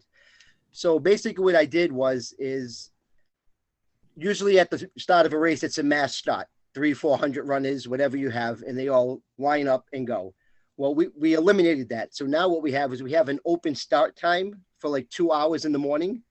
So let's say from 6 to 9 o'clock or 6 to 8 o'clock. So you're free to come anytime in between those hours. So it's a staggered start time. So since July, we have not had any more than maybe 5 people at the starting line at one time. And when they come to the start line, we check their temperature. So we have a tent set up. We have orange cones lined, like maybe 10 orange cones, all 6 feet apart. So the runners would have to line up on those cones so they're not near each other. They would come to the starting line. We would check their temperature. We would document it with their name and their bib number and everything so we can go back and check it. And then once the runner's there, they're free to go.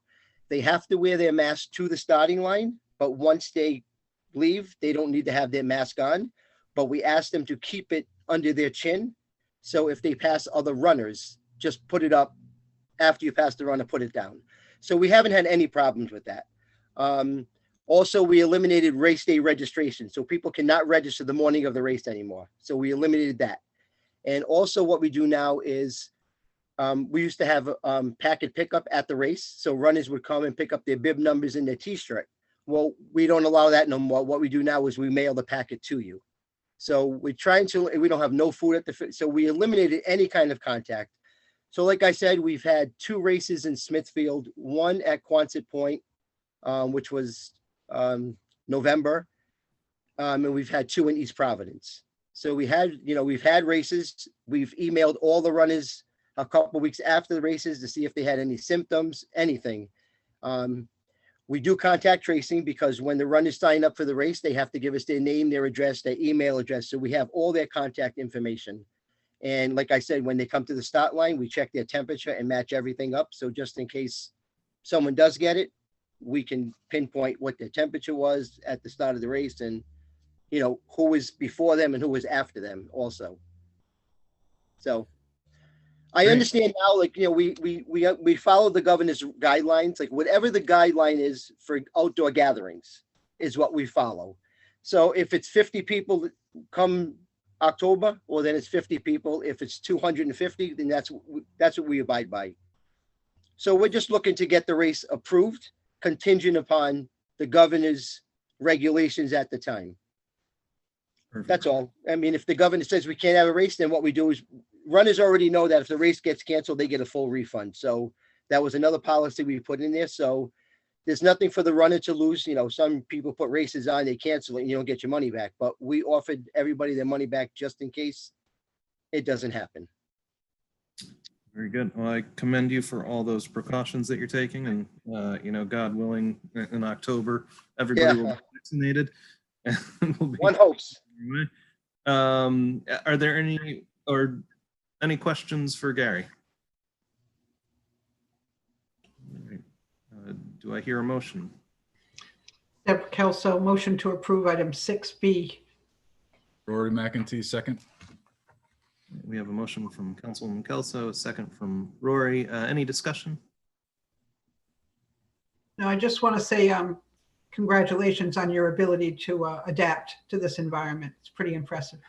It's been hard, but you know, we've done it. And to be honest with you, I've been told that, believe it or not, my little company in Rhode Island is the only one from Connecticut all the way to Maine that is actually doing a road race right now. Like that's outdoors. Everybody's doing viral ones. So, and like I said, the plan that I came up with, they're using it in Nebraska. They're using it in other states because they've contacted me because my runners come from all over the country. So, hey, we're trying. That's all we can do. Congratulations. Well, thank you very much. And I promise to do you proud. I won't let nobody get hurt or sick. Thank you, Gary. All right, any last comments? Is there anyone opposed to the motion? All right, that motion carries unanimously. Good luck, Gary. Thank you so much. Have a great night. You too. Have a good night. All right, and that brings us to our public hearing tonight. Public hearing 7A is a public hearing relative to proposed amendments to the police department standing orders relative to use of force, lethal and less lethal force, as shown on Exhibit 1 attached to the agenda. And perhaps we can bring in, yes, Chief Chow, go. And Chief, so why don't you start us off just by describing these changes that are proposed? I know we just sort of adopted some revisions last summer, but these are some new and improved revisions, as I understand it. That's correct. Good evening, everybody. So the amendments that are being made to the lethal and less lethal force policy are very minor in terms of changes to the existing policy. Just want to let everybody know that this policy was developed with a large group of people from the Rhode Island Interlocal Trust, other members of law enforcement, the accreditation, Rhode Island Department of Accreditation, other people, attorneys, etc., as well as the Rhode Island Police Chiefs Association. This policy and the changes that we're putting in here is a model policy, and that's going to be adopted by all municipalities, police departments in the state of Rhode Island. Basically, we just had a couple areas that we made some changes to. We added some definitions. We added 5 definitions in. We defined administrative review, analysis, chokehold, de-escalation, and vascular neck restraint. We took de-escalation. We had that in our existing policy now, but we did change the location of that in the policy, and we moved it towards the front of the policy because it's important for officers to try to use de-escalation when dealing with applying force. It's obviously we want to de-escalate something before we have to apply force, physical force. Reporting of use of force, we made a change there where officers have to notify a supervisor who is not involved in the incident. We might have a supervisor on duty that might be involved in the same incident. So that would mean that that officer would have to report to another supervisor that's not involved in the incident and take care of the reporting that way. And then the other final change for reporting was we are now going to be reporting use of force incidents to the FBI. And they're going to be compiling a national database with police departments and their application of force throughout the country. And other than that, those were pretty much the only changes that were made from the current policy to the new proposed policy. All right, thank you. Any questions for the chief? Or general comments on ordinance change? All right, seeing none, this being a public hearing, we'll open it up for comments from the public. And if you would, so this is just a public comment on this particular item here in the public hearing, revisions to the use of force provisions. Is there anybody who would like to speak? If you are on your phone, you can hit *9 to raise your hand. And then *6 to unmute yourself. I don't see anybody on their phone anyway. All right, I see no hands raised. This is fairly perfunctory public hearing, so not a big surprise there. Do I hear a motion to close the public hearing? Deborah Kelso, motion to close the public hearing. Rory McEntee, second. We have a motion from Councilwoman Kelso, a second from Rory. Any further discussion? Is there any, oh, are you raising your hand? Councilwoman Berger.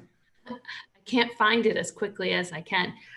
So in the work session, I asked about if task was included in any sort of conversation, and maybe going forward, we can involve our local community groups trying to work on issues of social justice and just improve the dialogue that we have. So I understand the changes, and they're made with other professional organizations, but I always like to look to hear the community that we serve and the constituents and see if there's any input or just involvement. It just thinks it strengthens the policy. It may be an excellent policy, but if we get the community behind it, it might be even stronger. So just a comment, I guess. I don't know if you're connected with task or you're on the, their communications. No, I am not. Well, to Councilwoman Bergner's point, I think it's definitely probably a much bigger conversation than this particular item within the the policies of the police department. And maybe we can have a work session at some point, bring in task, bring in police force representatives, and other representatives from the town. But definitely a bigger discussion. So I appreciate that comment. All right. Any further discussion? Right. We have a motion. We have a second. Is there anyone opposed? That motion carries unanimously and the public hearing is closed. Do I hear a motion on 7A? Deborah Kelso, motion to approve item 7A. Rory McEntee, I'll second the motion. We have a motion from Councilwoman Kelso, a second from Rory. Any further discussion? All right, is there anyone opposed? That motion carries unanimously. Thank you, Chief. And that brings us to item 8, communications. By the way, I do see your hand raised there, Alana. Please just reserve your comment for when we get to comments from interested citizens. All right. Communication 8B is an email dated December 4th, 2020 from William McCusker tendering his resignation from the Bicycle Pedestrian Advisory Committee. We've received that. What do we want to do with it? Deborah Kelso, motion to accept Mr. McCusker's resignation and have the town staff send him a letter thanking him for his service. Rory McEntee, second. Motion from Councilwoman Kelso, second from Councilwoman McEntee. Any discussion? Anyone opposed? All right, that motion carries unanimously. That brings us to 8C, a letter dated December 10th, 2020 from David Katz and Anna Gerber Williams, requesting a waiver of interest on late property tax payment. We've received that. We did discuss this at a little bit of length in the work session.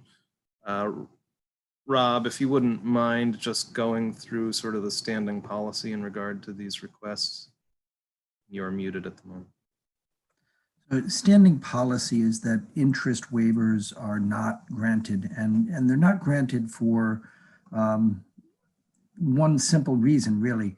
The state legislature has tried to limit the ability of local governments to intervene on behalf of some taxpayers as opposed to others. The policy really aims to avoid a circumstance where those on the inside get a break, and those who aren't in the know or don't know how to go about the procedure or don't know somebody who works in town hall don't get the benefit. There's sort of a carpet no policy with regard to interest waivers.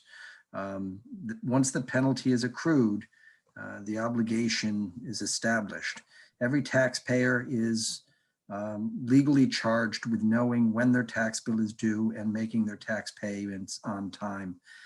There's a huge number of reasons why people encounter difficulty in making a payment. Quite often it's because they don't have the information they need, but that's not an excuse.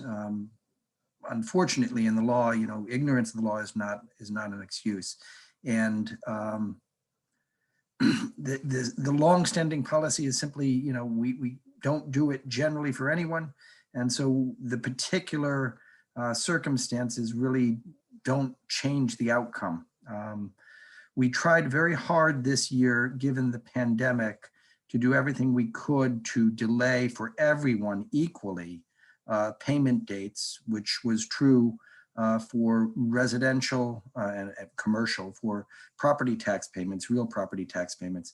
It was also due for everyone with regard to automobile tax payments. In fact, automobile tax payments are not due until actually the notices are going out this week. So people will start receiving their tax bills for their automobiles this week and next week. But we've deferred payment, we've delayed payment, we've tried to avoid having people put into circumstances on an even basis this year.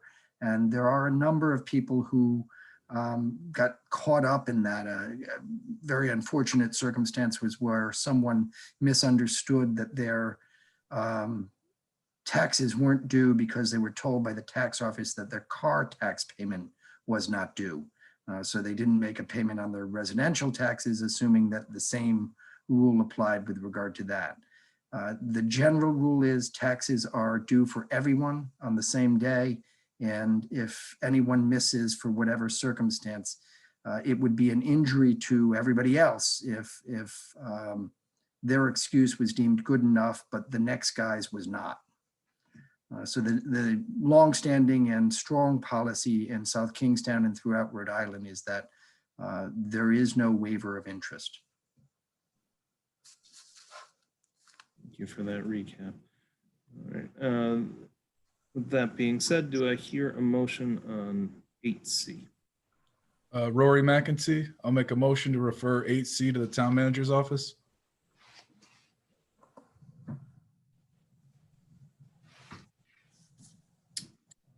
Do I hear a second? I'll second that with a question. Does that satisfy the deny, that we're not going to take any action on this? I will inform the taxpayers that the council refrained from acting on this, which means their request is denied. So the motion is adequate? No, I think so. Okay, then I'm seconding it. Right, we have a motion from Councilman McEntee, a second from Councilwoman Kelso. I see there is some discussion to be had. Councilwoman Berg. So in the letter, the property owners asked for the coupons. Did we figure out why they didn't get the coupons, and do they have the current coupons? Because they were looking for them a month ago. So Susan, if we have Zach in the audience, we might call him in at this point. He may be able to answer that question very specifically. Again, the rule is that you're obliged to know when your taxes are due, regardless of whether you have the payment book or a payment notice from the town. I'm just trying to. No, I understand. I share your concern. Right, Zach, you are in here. So I believe the tax coupons were mailed, but I will follow up with the tax collector tomorrow and we can get them the information that they need. But it's my understanding that all information was sent to the taxpayers as requested.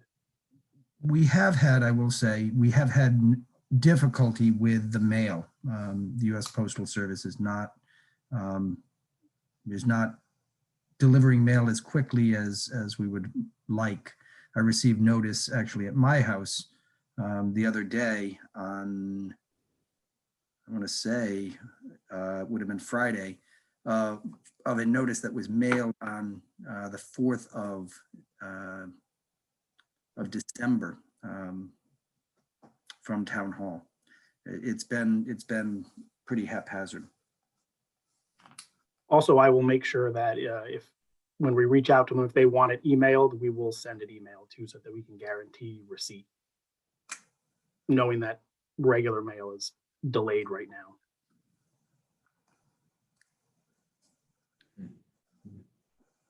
Further discussion.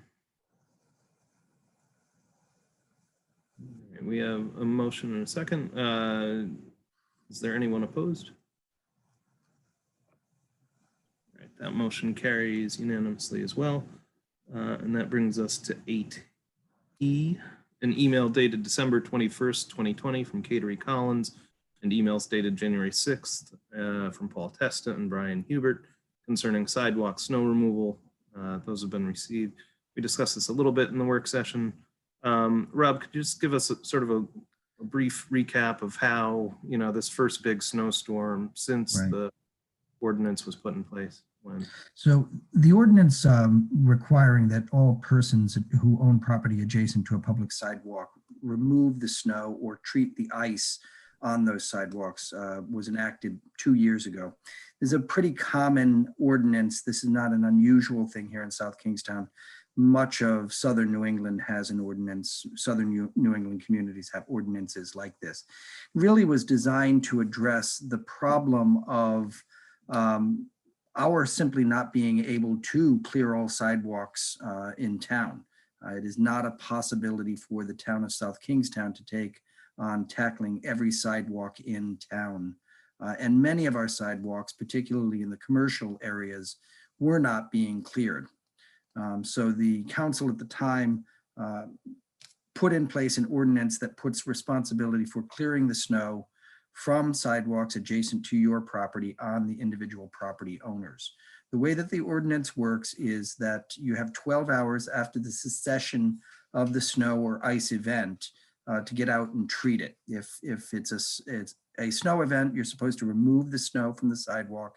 If it's an ice event, you're supposed to treat it with ash or salt or a material that's going to melt or make safe, less slippery the ice so folks can safely walk. The letter from Ms. Collins that we're looking at describes an incident that she observed down on Route 108 in front of the CVS during the most recent snowstorm. She saw someone in a wheelchair rolling down 108 because the sidewalk was not available to that pedestrian. That's exactly the kind of event that this ordinance was designed to avoid. And I understand from correspondence we've also received that folks would like to see the town take responsibility for clearing all of those sidewalks. It's simply an impossibility. It's not possible for the town to tackle all of the sidewalks in South Kingstown at this point. So not without adding, many people to our snow removal teams and increasing the tax burden for local residents.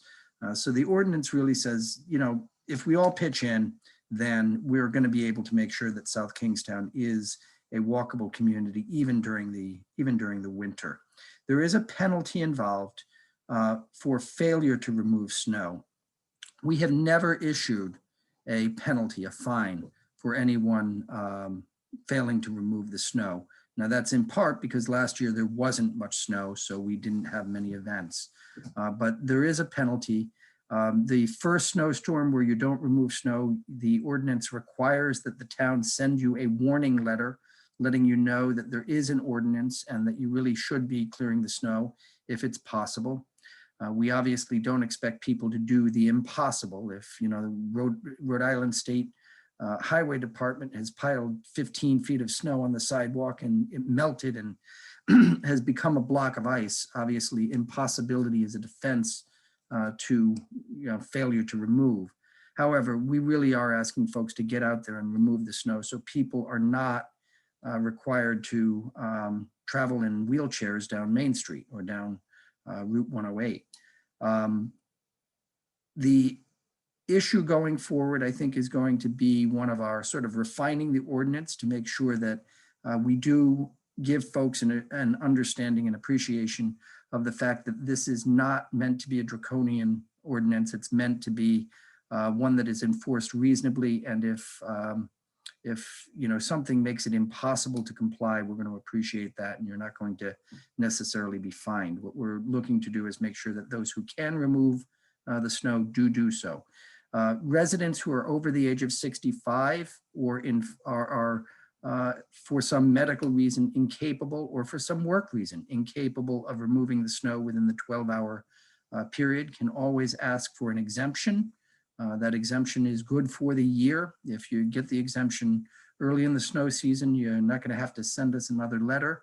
If it's a work-related incident that prevented you from being present at the property, that is a defense to the fine, and no fine will be issued. Generally speaking, this was the first big storm that we've seen since the ordinance was in place.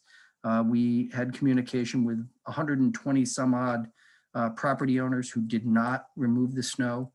We sent warning letters to 120 some odd property owners. And the response has, for the most part, been, I didn't know about the ordinance. We'll do what we can to remove snow at the next snowstorm. There have been some concerns, and we will be addressing those. I do expect to be coming before the council with some amendments to clarify the obligations of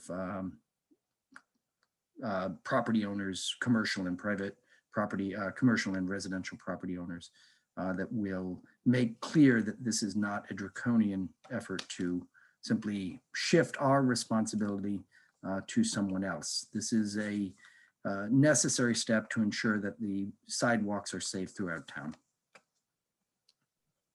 All right, thank you for that update.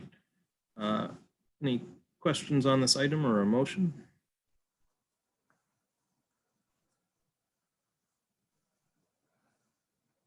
So this is Deborah Kelso. I will make a motion to place the emails from Ms. Collins, Ms. Testa, and Mr. Hubert on file. Rory McEntee, second. We have a motion from Councilwoman Kelso, a second from Councilwoman McEntee. Any further discussion? Is there anyone opposed? All right, that motion carries unanimous. That brings us to 8G, a letter dated December 23rd, 2020 from Joan Hudson concerning potential impacts for the park area if school facilities are expanded at Curtis Corner Middle School. That has been received. Rob, did you have maybe some quick answers on these questions? Sure. So the proposal that the school committee and the school department have made, that the school building committee has in fact recommended to the school committee today, is that an application be submitted to the Rhode Island Department of Education that would move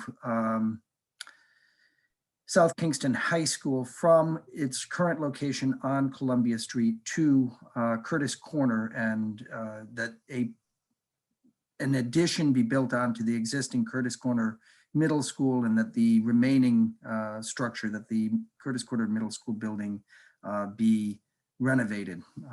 There's a number of different aspects to that project that I won't get into, but one of the reasons for moving from the Columbia Street location to the Curtis Corner Street location is that Curtis Corner is in very close proximity to town playing fields. There's a wide range of fields up throughout that whole area. It's a very large parcel of land that has well-established playing fields, tennis courts, and a track.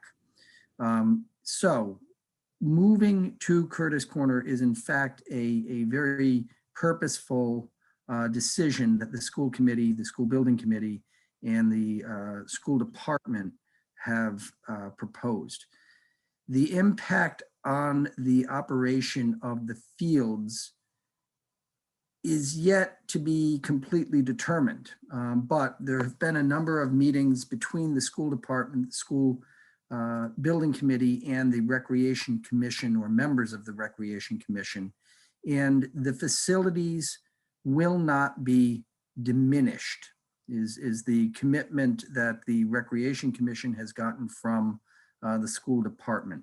The tennis courts, while they will be relocated, will be intact. And in fact, I think the number increases slightly over the course of this project. The facilities that are there, the playing fields that are there will not be negatively impacted and will remain available for public use. And the track and field are not going to be directly impacted by this project, but will be the subject of efforts in the future. The school department has talked about private fundraising to improve the track and the existing field facilities. One thing that is part of the project that would be funded by a bond is moving the throwing sports corner of a field. The throwing sports are currently adjacent to a soccer field in sort of the north, I guess it's the north east corner of the property.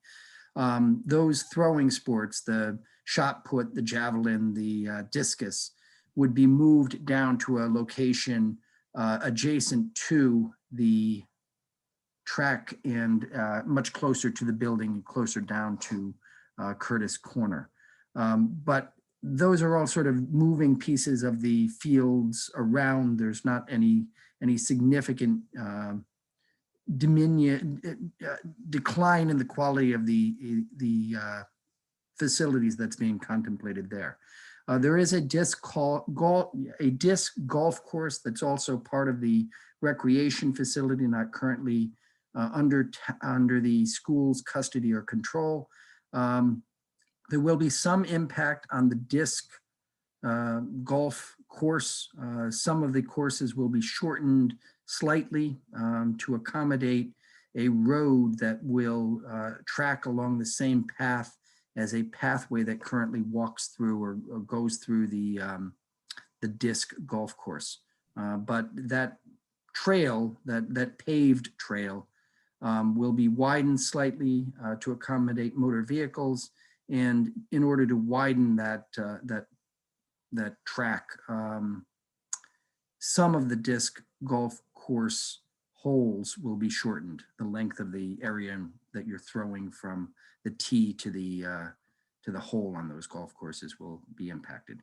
And again, this changes have been characterized by the architect as minor. They're just slight shortenings of those. And it's not many of the, I think it's 18 holes in the golf course. It's 3 or 4 of the holes that would be impacted. I think that's all I know. All right.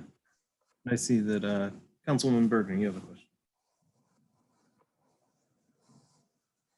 So what caught my eye when I was reading through this was the comment about the graveyard, and I've been at many of the meetings and there's never been a mention of impacting a graveyard. So I didn't know if anyone could shed light onto that, or yeah, so I'm not sure. Yep. And then obviously.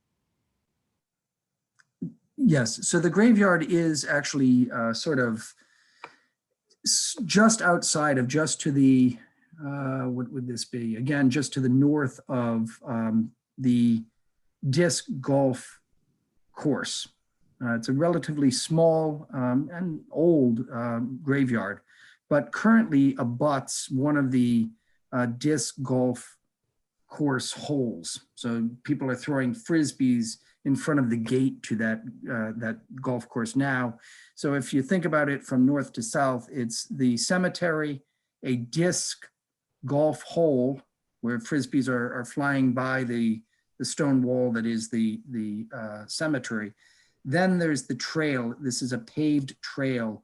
That trail will be widened, but it will not be widened in a way that would impact the the cemetery. It can be widened to the south. There's plenty of room to do that. And even if it were to be widened to the north, it doesn't need to be widened enough that it would impact the cemetery. It doesn't have to go that far north.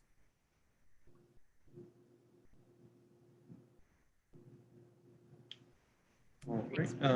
That was one of the things I had never heard discussed, and I just didn't want to be insensitive, you know, to the history and heritage of the town. So thanks for that. And then just the things that just stick out to me are the fragile stream. And number 10, those many and heavy buses will have to pass over a fragile stream that floods over the road from time to time. So those are the two on that.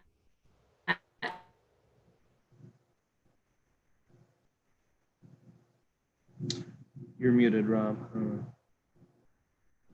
Yeah, I'm not equipped to provide a. I mean, she has extensive 16 questions. No, I didn't know if we wanted to forward. I think my connection's bad. If we wanted to forward this list to the school building committee to make sure that they cover all these areas in questions, and it doesn't say that it got to that committee. I think if you want to make a motion with that as stipulation, that'd be great. Councilwoman Kelso.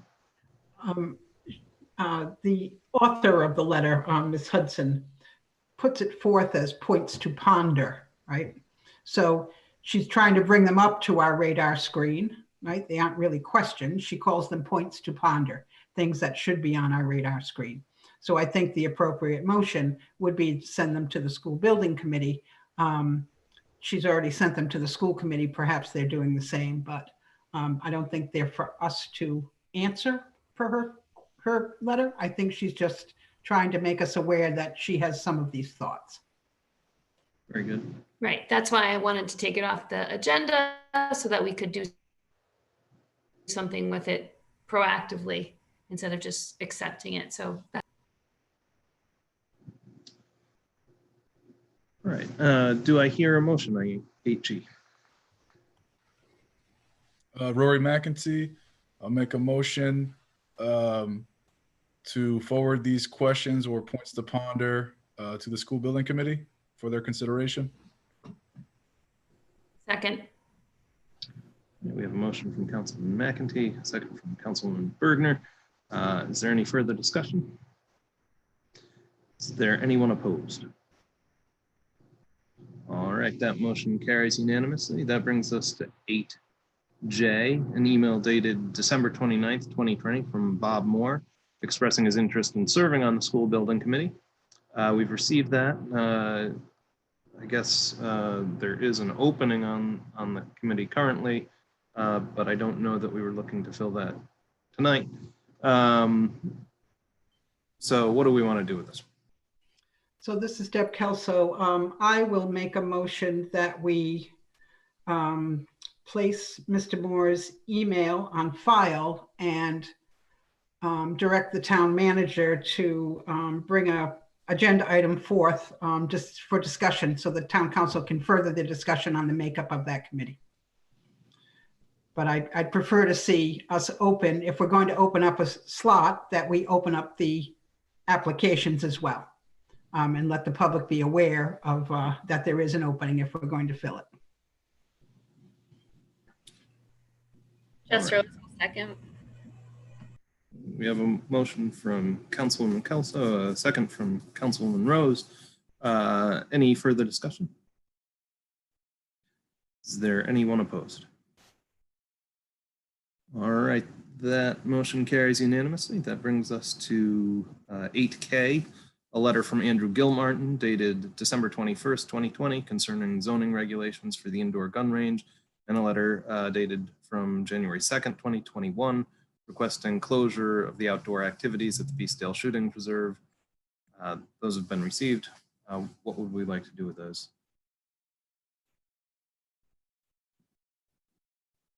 So I have a question.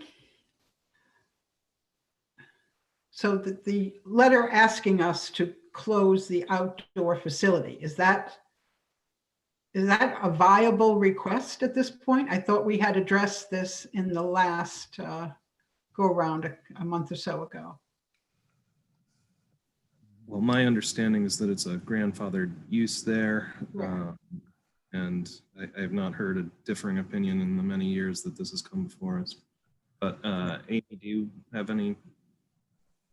I will share that Mike Ursilla's office, and I think Amy was the author of the letter, has recently sent a letter to the owners of the Peacedale Shooting Preserve, making note of the many concerns that have been expressed by residents in the immediate vicinity and asking them for some information about the nature of the grandfathered use that they claim to be engaged in. Amy, you want to describe that letter in some more detail? Sure. This is Amy Goins, Assistant Solicitor. There have been a number of changes over the past several years to the zoning ordinance provisions on indoor and outdoor shooting. At this point, the property is located in the R40 zoning district. And currently the clay shooting use is permitted by special use permit. I think that amendment to the zoning ordinance was made in 2016, I believe. So it still is a non-conforming use, a legal non-conforming use. The zoning board has never granted a special use permit. So at this point, the clay shooting has the right to continue the scale of the use, the intensity of the use that existed at the time it became non-conforming. To the extent that it may have intensified recently, we've invited them to either provide evidence that it has not intensified or suggested it may be appropriate for them to apply for a special use permit, which would convert or transform the use from being one that is non-conforming and constrained accordingly by the zoning ordinance regulations governing non-conforming developments to a use that would be permitted by special use permit, reviewed and approved by the zoning board, which could potentially fix limits and hours of operation, number of stations, any number of conditions that the zoning board might feel is appropriate.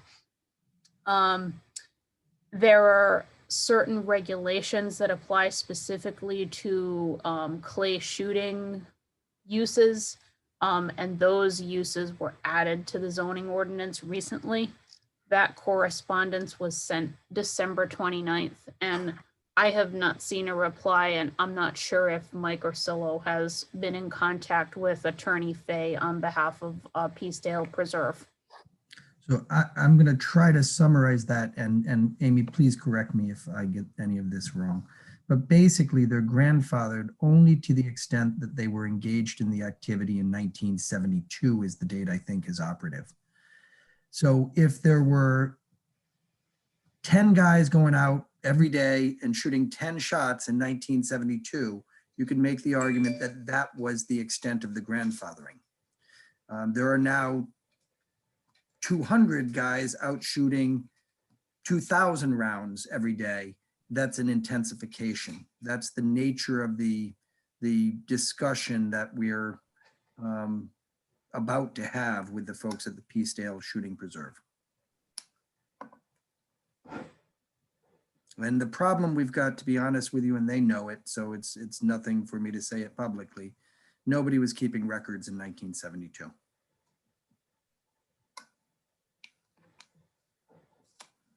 So I would like to make a motion that we refer the matter back to the solicitor's office and wait for their updates. Second. Motion from Councilwoman Kelso, second from Councilman McEntee. Any further discussion?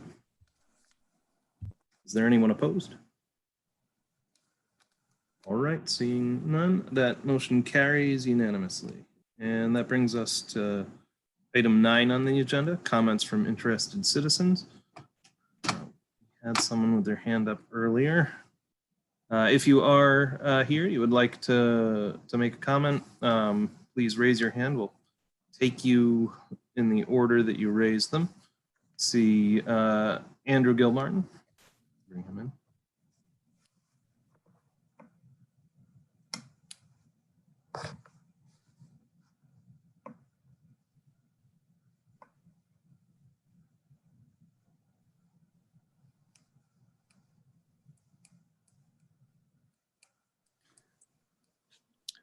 Welcome. Hi. Thank you. Sorry, I didn't see you in the list of attendees. I would have had you come in when we were talking about your letters. Please proceed.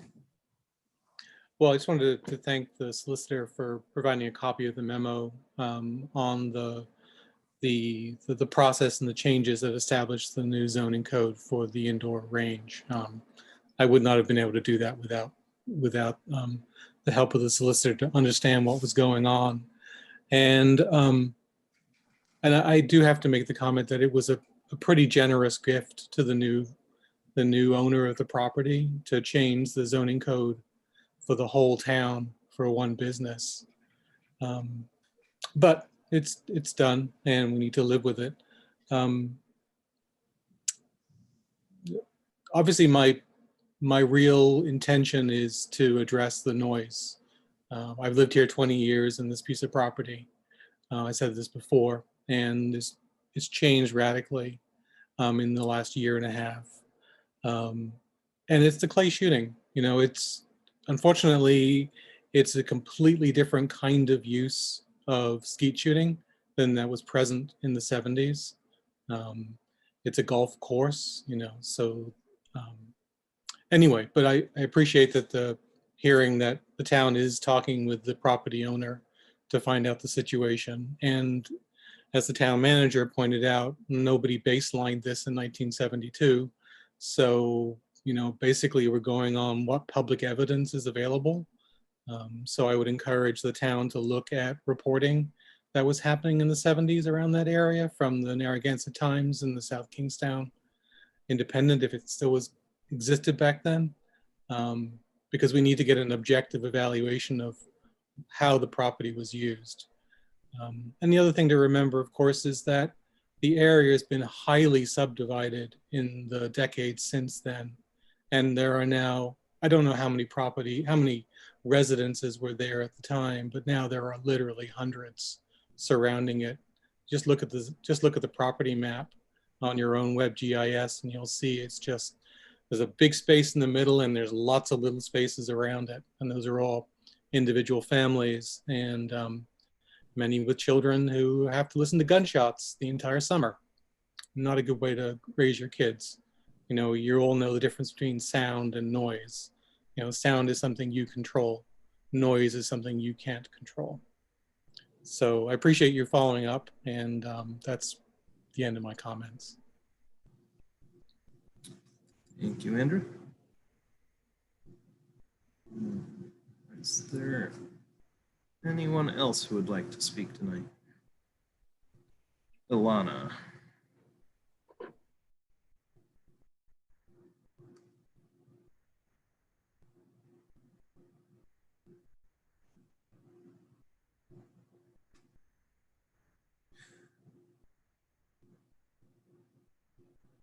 And Ilana, you are in the meeting now. Looks like you're unmuted, so you can speak. Just, if you wouldn't mind, state your full name for the record.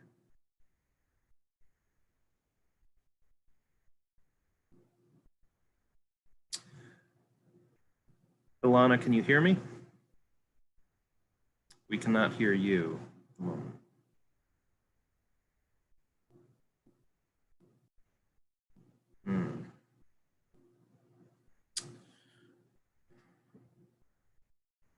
It looks like you have just muted yourself. I think there may be a problem with your microphone. Sorry about that. Yeah, my connection is just very slow. Thank you. I just wanted to ask about the lethal and less lethal force, if we're going to be hearing more about that and what is happening next. I know that you said maybe the conversation would continue, and I'm just wondering like what I should be looking for. So if the chief is still around, maybe he could address this, but These protocols come up fairly regularly. They get updated. I don't know how many times it's happened since I've been on the council, but it happens regularly that these policies get updated from time to time. But what I was saying is that really there's probably a bigger discussion to be had at the community level during a work session where we could bring in TASC or other community groups as well as the police. And here's the chief. Maybe he can address your question more directly. Sorry, so if you could just repeat the question, because when I got brought in, there was that pause, so I didn't really hear you, Alana. Sure. Yeah, I'm just wondering, like, where will this conversation continue? Like we mentioned, maybe like a conversation would continue on force, and I'm just wondering, like, where will that happen, and maybe when?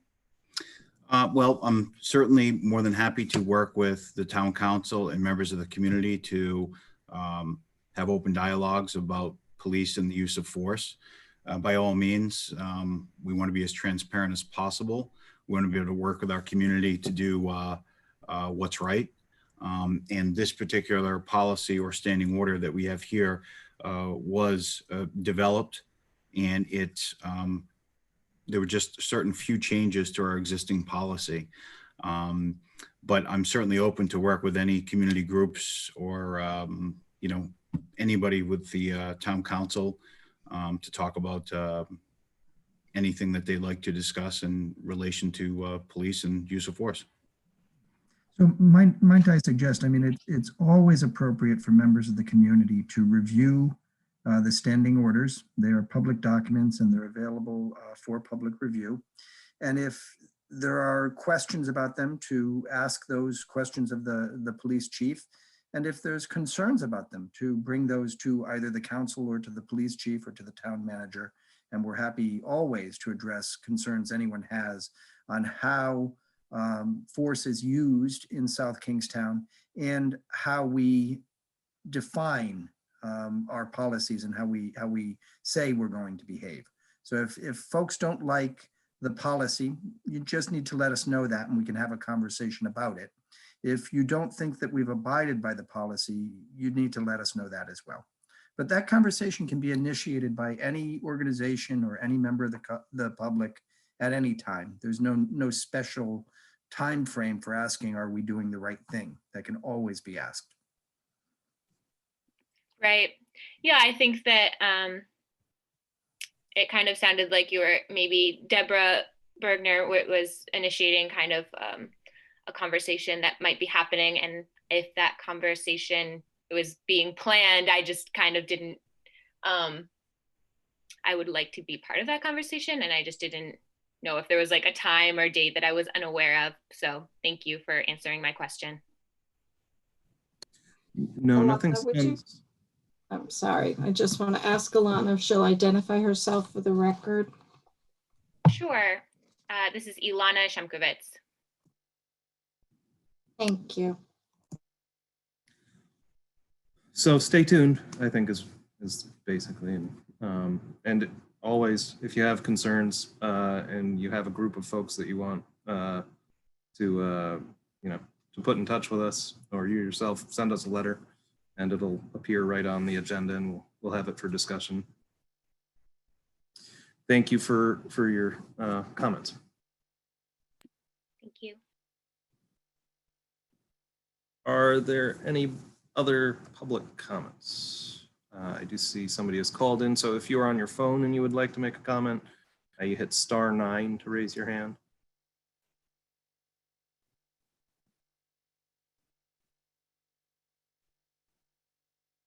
And if there are no more comments from the public, are there any comments from council members? Councilwoman Bergner.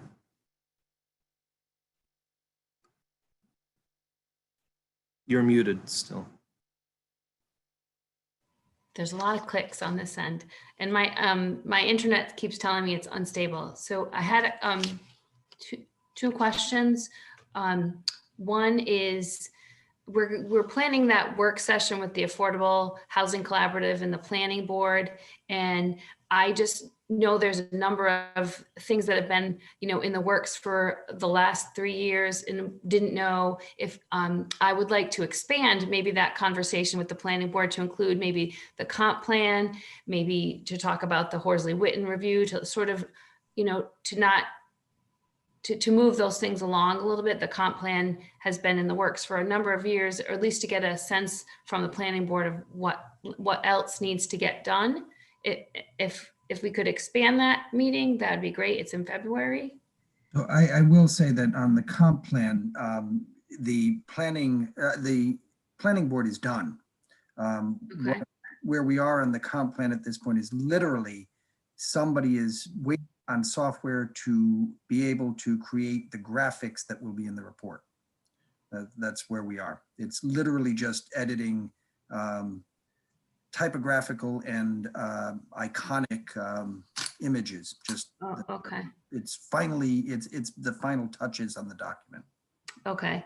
And then regarding the stage 2 school facility plan, I know that the document is online, and I began trying to read it. It is a very complicated electronic version. So could I request a paper copy? Because there's not an easy way to sort of flag things that I have a question about or anything like that. So is it possible to get a paper copy?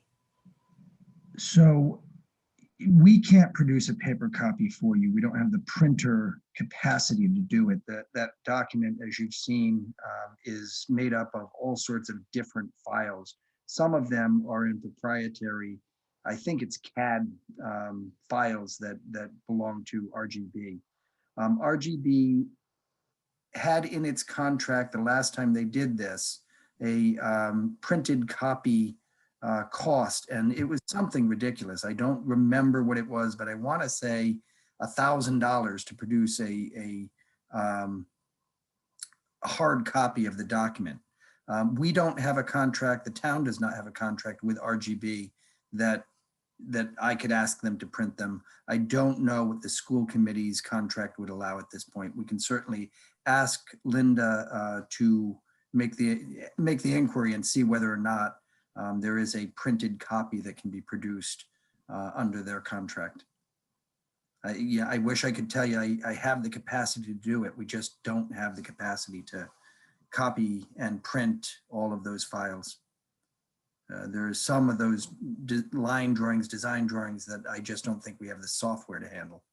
Right. Some of that is a challenge. It's just really challenging to read and to really So we can print a PDF copy. I mean, everything that's in PDF we can print, but it's going to come in at the resolution that it exists online as well.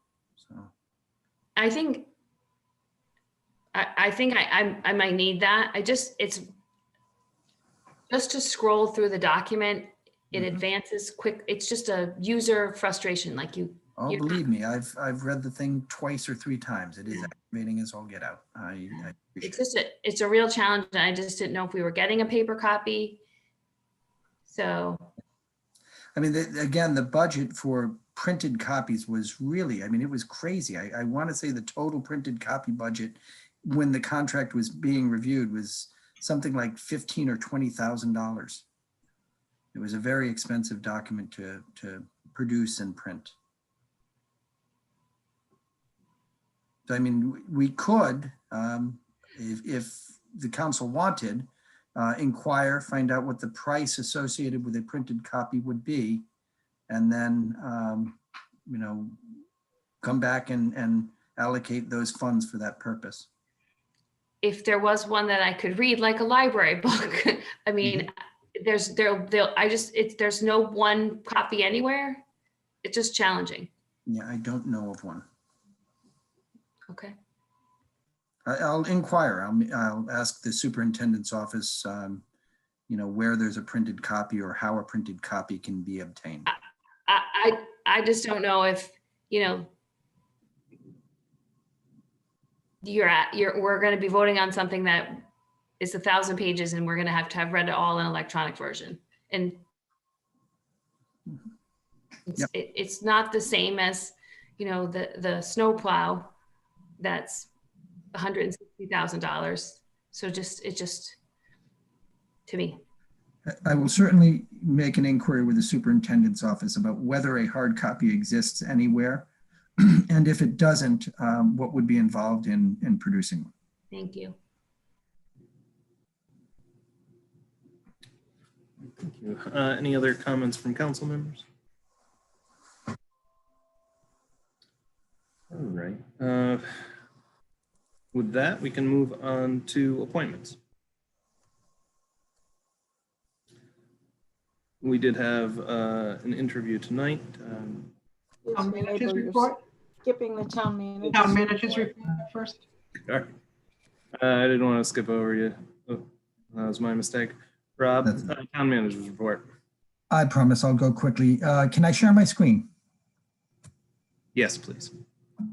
All right, so I just want to start off with just a summary of upcoming meetings. This is our schedule going forward.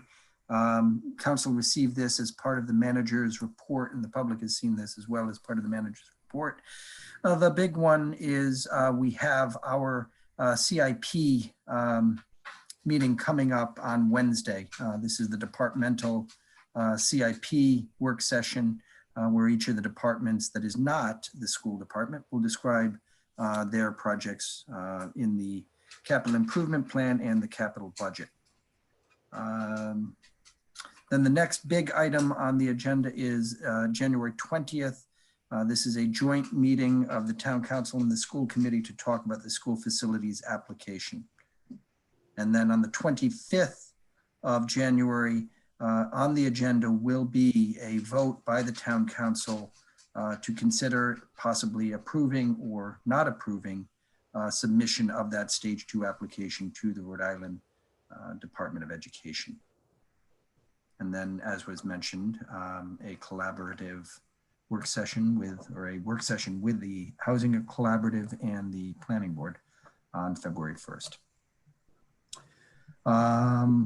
Other than that, I would like, have we got Brian Wagner in the audience?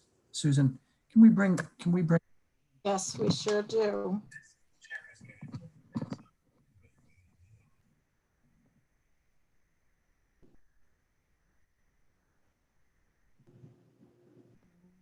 I'm going to grab him right now.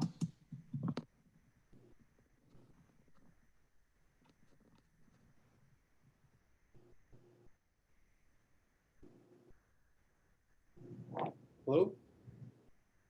You're here. So I'm bringing Brian in because Brian is the planning department staff who successfully administered the Take It Outside grant program for South Kingstown. We had really it was a very difficult project to manage, but we had a very successful series of outcomes, and I wanted Brian to just give the council an update on how that went and what we've got now that we've closed out the grants. Okay, so Rob, I provided the memo. Was that relayed along to the council? Because I don't want to repeat everything that's already in the memo. Yes, the council has received your memo, but the public and folks who are on this Zoom meeting don't necessarily know what was in your memo. So I wouldn't hesitate to summarize it anyway.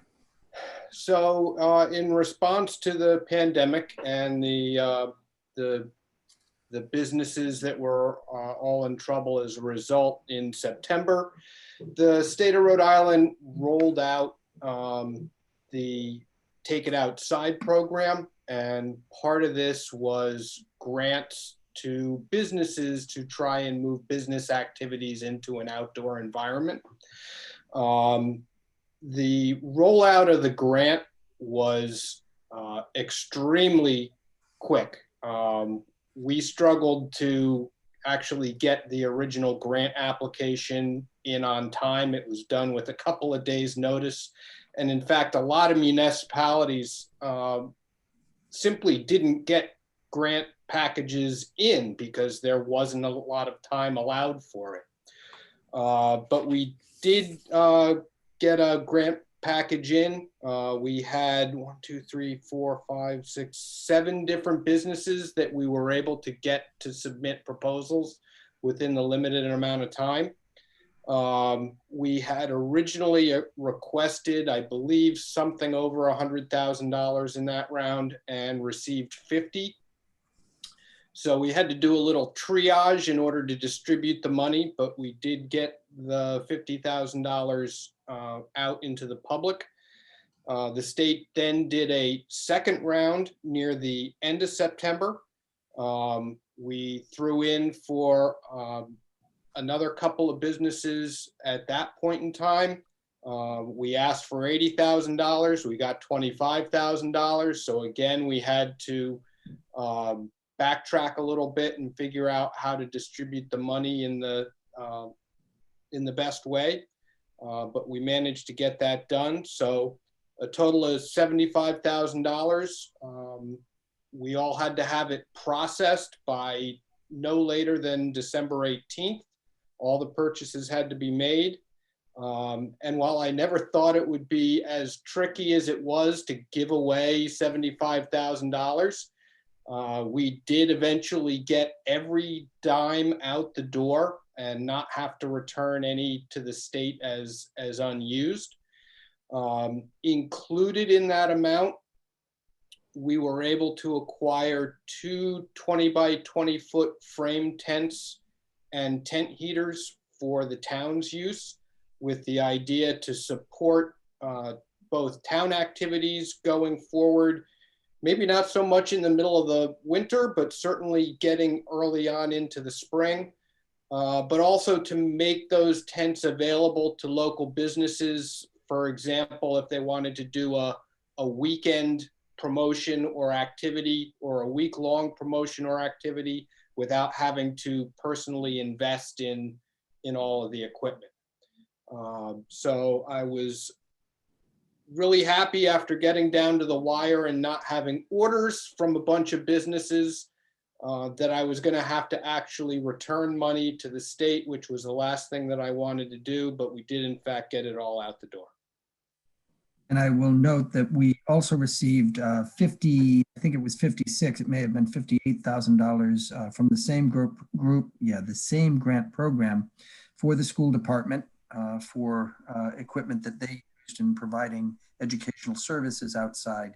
And there was at least one other local entity that received direct funding through the grant program. So this was a very successful program in South Kingstown. Very quick to move on, but despite some ups and downs and some frustrations, one that we were able to pull off quite successfully. So I just wanted to have Brian make that presentation to the council. Yeah, and I would also like to point out that I got a lot of support from Julie Mason and Betsy Babcock in the finance department, because actually getting the money in the door and out the door was a little trickier than we had anticipated when we jumped into this whole thing, and they were invaluable in making sure everything worked. And so with that, thank you, Brian.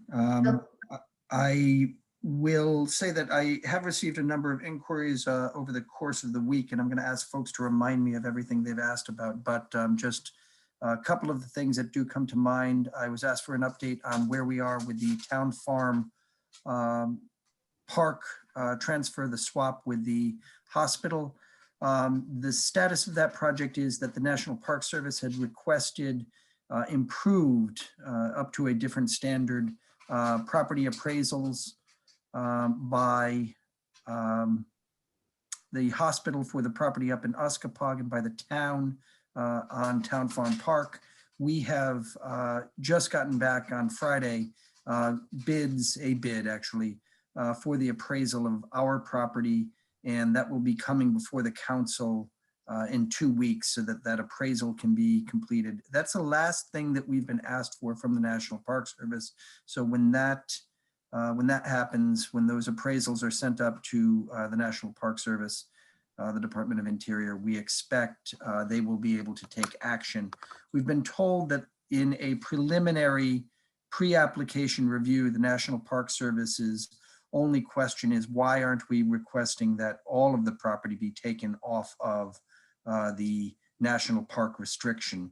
And our answer to that is that some of the property will remain a park. There will be a linear park with a play area down in the southwest side, northwest side of that property when all is said and done, and we have no need for a lifting of the federal restrictions on that remaining property.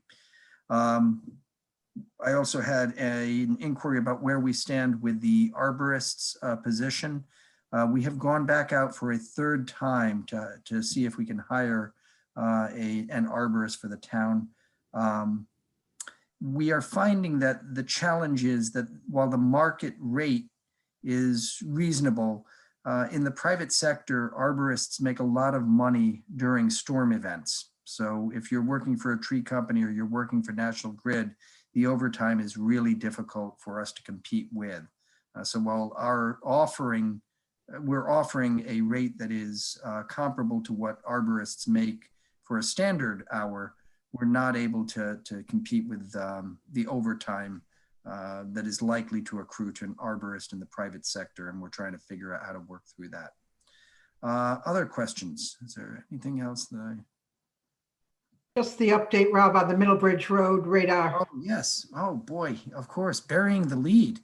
The speed feedback signs have been installed. We've got them in our possession, and one is now operating down on Middlebridge Road. I will also point out, foreshadowing, we've also been doing an analysis of accident data. I am just going to foreshadow this, but the police department, working with Carol Baker down in the planning department, the GIS administrator in the planning department, have put together a map showing the traffic accidents for the last 5 years. We have 4,800 accidents that show up on a map, and we'll deliver that to the council very soon, probably at the next meeting. But it really is an eye-opening display of where our traffic accidents happen. Spoiler, 1 and 138. Would it be possible, Rob, to, I mean, I don't know if the data exists, but have speeding data reflected on a map like that? Possibly. We don't have that in this information set, but if we've got speed data, and we do have speed data that we've been collecting at least since the speed trailers have gone up. Yeah, I mean, just like even speeding tickets, like where are all the speeding tickets being handed out? Yeah, I'd worry a little bit about speeding tickets because of data collection bias. You know, we're issuing them where we think we're going to want to issue them, but yes, there may be a way for us to do a reasonable study of speed. The accidents were easy, relatively easy. I say easy. I'm going to back off that. The police department and the folks over in records at the police department in particular put in an extraordinary amount of time to clean up the data and make sure that we understood what our data said. One of the problems with geocoding data at intersections is all of the dots pile up on top of each other, so you can't see how many dots there are. We had to make sure that we had them coded correctly, and we had to understand a couple of funny problems around the way the data were being reported. It took some time to do it, but it's a really, really, really interesting and important policy tool. So you'll get that at the next meeting. And that's my report. Any questions for Rob? All right, seeing none, now we get to the appointments. Item 11. So I would like to put forth a resolution that appoints Mark Levitt to the Economic Development Committee for a term to expire on March 2023. Jess Rose, I'd like to second that. We have a motion from Councilman Kelso, a second from Councilman Rose. Any discussion? Councilwoman Berger. Yeah, we just didn't have that application, so I don't feel at this time comfortable doing it, but if that's you know, I'm just a one-person vote, so I just don't feel comfortable not seeing anyone's application. So I thought that at the beginning we could talk. We were, so. All right. Thank you, Councilwoman. Any other comments? All right. In that case, let's take the roll on this one.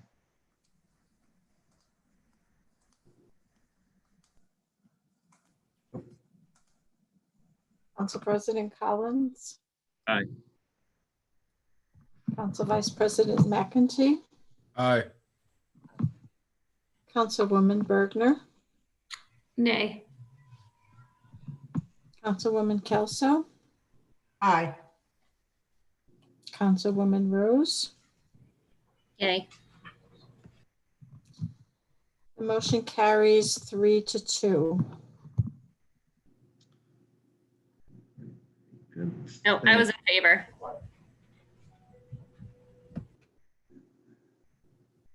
That's an aye, but not a nay. Okay, so the motion carries 4-1. Thank you for clarifying that. And then I see we have 11B for the tree warden. Is William Wallace still interested in that position? Yes, he responded that he would like to be considered for reappointment. Do I hear? Yeah, I'd like to make a resolution appointing William Wallace as a tree warden for this year, for 2021. Rory McEntee, second. We have a motion from Councilwoman Kelso, a second from Councilman McEntee. Discussion? Is there anyone opposed? All right, that motion carries unanimously. And that brings us to new business. Item 12B is a resolution requesting the General Assembly to enact legislation contained in Senate Bill 2020 S2343 to rename the Warden's Pond Landing Holly Landing in honor of the Holly family that donated the land to the state of Rhode Island in 1950. Deborah Kelso, motion to approve 12B. Rory McEntee, second. Motion from Councilman Kelso, second from Councilman McEntee. Discussion? Is there anyone opposed? That motion carries unanimously. And that brings us to 12C, a resolution authorizing an award to Atlantic Tactical of New Cumberland, Pennsylvania for purchase of ballistic helmets, face shields, riot shields, and ancillary supplies in accordance with pricing per MASCOM FIR 04 in an amount not to exceed $16,293 as described in a memo from the police chief to the town manager dated December 24th.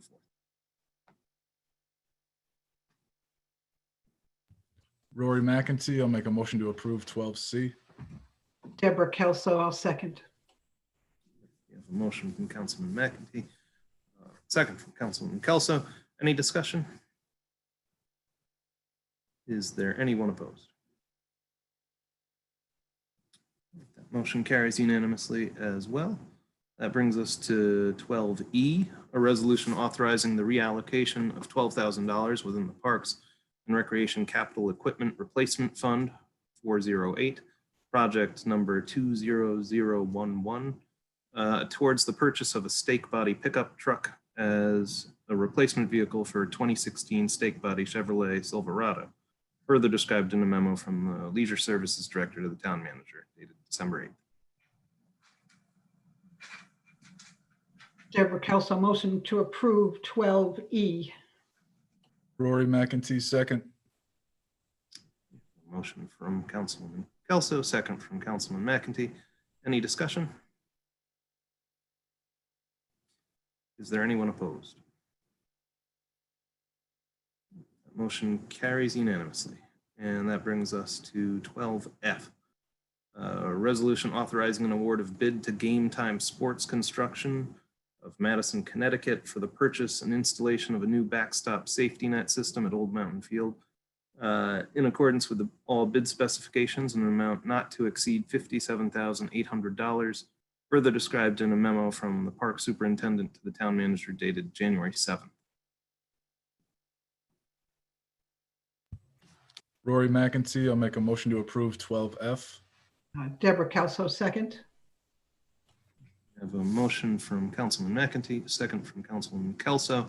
Is there any discussion on this one? Is there anyone opposed? That motion carries unanimously. That brings us to 12G, a resolution authorizing the town manager to initiate negotiations with Cornerstone Adult Day Services of Warwick, Rhode Island for provision of an adult day services program to be located in the town-owned facility at 283 Post Road, Wakefield, further described in a memo from the Director of Senior Services to the town manager dated December 1st. And Rob, if you want to just give us a little update. Yeah, I wish we had had a chance in the work session to discuss this one, and it's good news. I mean, we went out with a request for proposals after we had to suspend the operation of the daycare service being provided by the town in June of last summer. We had expressed to the council our desire to see if there was a private provider solution to providing daycare services here in South Kingstown. We put a request for proposals out. We received two responses, two proposals. One was really looking for a more comprehensive program, quite a bit different than the program that we had previously administered. And then Cornerstone's application, which is very much in the same vein, same scale, the same scope, the same type of service that the town had previously provided. They operate a facility similar to the facility that we operated and that they are proposing to operate at Post Road. So this really is a service provider who is proposing a service very much like that which we provided with town employees up until June of last year. So we were excited that we got their proposal. They seem to be a great fit. They seem to understand the limits of the building. They seem to embrace the building as a place for adult daycare. And what we need to do is figure out some of the details around how they would operate. The basic outline of the quid pro quo, if you will, is they get the building, they provide the service, and they provide a rate or a benefit to town employees, or I'm sorry, town residents, in that they're not going to have a rate that's higher than what we were providing when we provided the services, a town staffed service.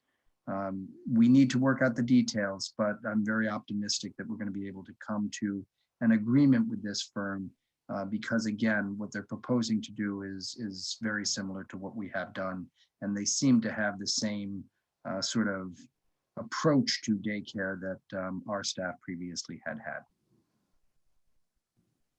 Okay. I hope they'll also give strong consideration if our previous staff are still looking for work in that arena. Then, yeah. All right. Do I hear a motion? Kelso, I'd like to make a motion that we approve item 12G. Rory McEntee, second. We have a motion from Councilman Kelso, from Councilman McEntee. Any further discussion? Is there anyone opposed? Motion carries unanimously. That brings us to 12H, resolution authorizing an award of contract to Vision Government Solutions of Hudson, Massachusetts for the development and implementation of a full revaluation program in an amount not to exceed $470,000, including a $10,000 contingency, further described in a memo from the town assessor to the town manager dated January 5th. Susan, is Jean in the audience?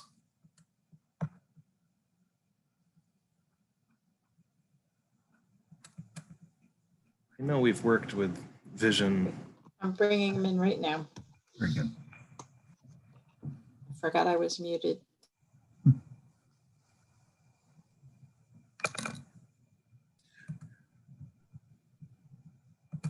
Gene, can you describe for the council the bid Okay, selection I'm process? Gene Bouchard, the town assessor. Per state law, revaluations have to be conducted every 3 years. The 2021 revaluation is a full revaluation, meaning every property is visited and measurements of the structures are verified. This is a one-year project with new assessment notices being mailed in February of 2022. For this year's full revaluation, 2 bids were submitted. One from Vision Government Solutions and one from Tyler Technologies. The Vision Government Solution bid was $460,000. The Tyler Technology bid was $399,600. The town's, however, the town's bid specifications required that costs associated with software maintenance, web hosting, and licensing fees be included in the bid. The Vision bid included those costs. The Tyler Technology bid did not. The Tyler bid only addressed the cost associated with the appraisal services and did not include the costs associated with computer hardware, software, or licensing fees. When considering those additional costs, the Tyler bid would amount to $469,822, and the Vision bid would amount to $460,000. It's important to note that the town still needs to incur these costs regardless of the contractor selected. As a result, the only responsive bid submitted was from Vision. So per my memo to the town manager, I'm recommending the revaluation contract be awarded to Vision Government Solutions. Vision has extensive revaluation experience in the state of Rhode Island. In the last 5 years, Vision has completed 41 revaluation projects in 24 Rhode Island communities. Vision and their project manager has conducted the last 6 revaluations in the town of South Kingstown. And in my opinion, all of those revaluations were completed in a timely and competent manner. Funding for the 2021 revaluation project will be to use the funds in the CIP Property Revaluation Fund. I should note this full revaluation does not receive any reimbursement from the state, unlike statistical revaluations, which can receive up to 60% of the total cost. Should the council agree with this recommendation, I would request approval of the attached resolution. If there are any questions, I'd be happy to try to address them. Thank you, Gene. Any questions for Gene? Do I hear a motion? Rory McEntee, I'll make a motion to approve 12H. Deb Bergner, second. The motion from Councilman McEntee, a second from Councilwoman Bergner. Any discussion? Anyone opposed? That motion carries unanimously, and that brings us to 12I, a resolution authorizing the town manager to execute individual payment in lieu of taxes pilot agreements for fiscal year 2020 to 2021 with the South Kingstown Land Trust, the Jewish Children's Home of Rhode Island, or Camp Jory, Welcome House of South County, and the Tri-County Community Action Agency, in accordance with the Town Code, Chapter 17, Taxation, Article 4, Property Tax Exemptions and Payment in lieu of Tax Agreements for Charitable Organizations, Section 17-45, Authorization, and to affirm the policy guidelines described in a memo from the town manager to the town council dated January 6th. So under Rhode Island law, there's really 2 different ways that nonprofit organizations, and Gene can chime in and correct me if I get any of this wrong, but 2 different ways that nonprofit organizations are taxed at the local level, or their tax treatment at the local level. Some nonprofit organizations, for example, in South Kingstown, the Johnny Cake Center and Thunder Mist, are tax exempt by state statute. The state of Rhode Island has made those organizations tax exempt, and the town of South Kingstown cannot tax those organizations. Other organizations, though nonprofit, are not the beneficiaries of that sort of state statutory exemption. And we in Rhode Island, in South Kingstown, have sought and have been granted the authority by the state of Rhode Island to enter into special pilot agreements, payment in lieu of taxes agreements with those nonprofit organizations. And these are the four that we're talking about tonight, are organizations that are not statutorily tax exempt and therefore are fully taxable. The value of their properties can be fully taxed by the town of South Kingstown. But the town council has the authority to authorize payment less than the full tax rate. Three of these organizations have been, have had pilot agreements with the town for many, many years. And we're simply extending the agreements that they've had. The fourth is the Tri-County Action Agency. Has not had a pilot agreement with the town of South Kingstown in the past, and previously was receiving about $24,000 a year in grant money. This was one of the organizations that South Kingstown made a grant to as an outside agency every year. A couple of years ago, we changed the criteria to say that if you're a nonprofit organization whose budget is greater than the town of South Kingstown's budget, we'd rather you not seek a grant from the town. If your revenue is greater than ours, you're probably okay. And a number of organizations, including Thunder Mist, which was tax exempt under state statute and receiving a grant, stopped looking for those grants so that those monies became available, those grant funds became available to smaller organizations here in South Kingstown. Tri-County Action was on the cusp. Their budget is large, so they sort of got caught in a funny place. They no longer get the benefit of those grants because of the change in the grant program criteria, but they did ask that they be treated like other nonprofit organizations that have pilot agreements. The council, in theory or in principle, had agreed that that was a reasonable approach to dealing with Tri-County Action, which does provide significant services to the people of South Kingstown.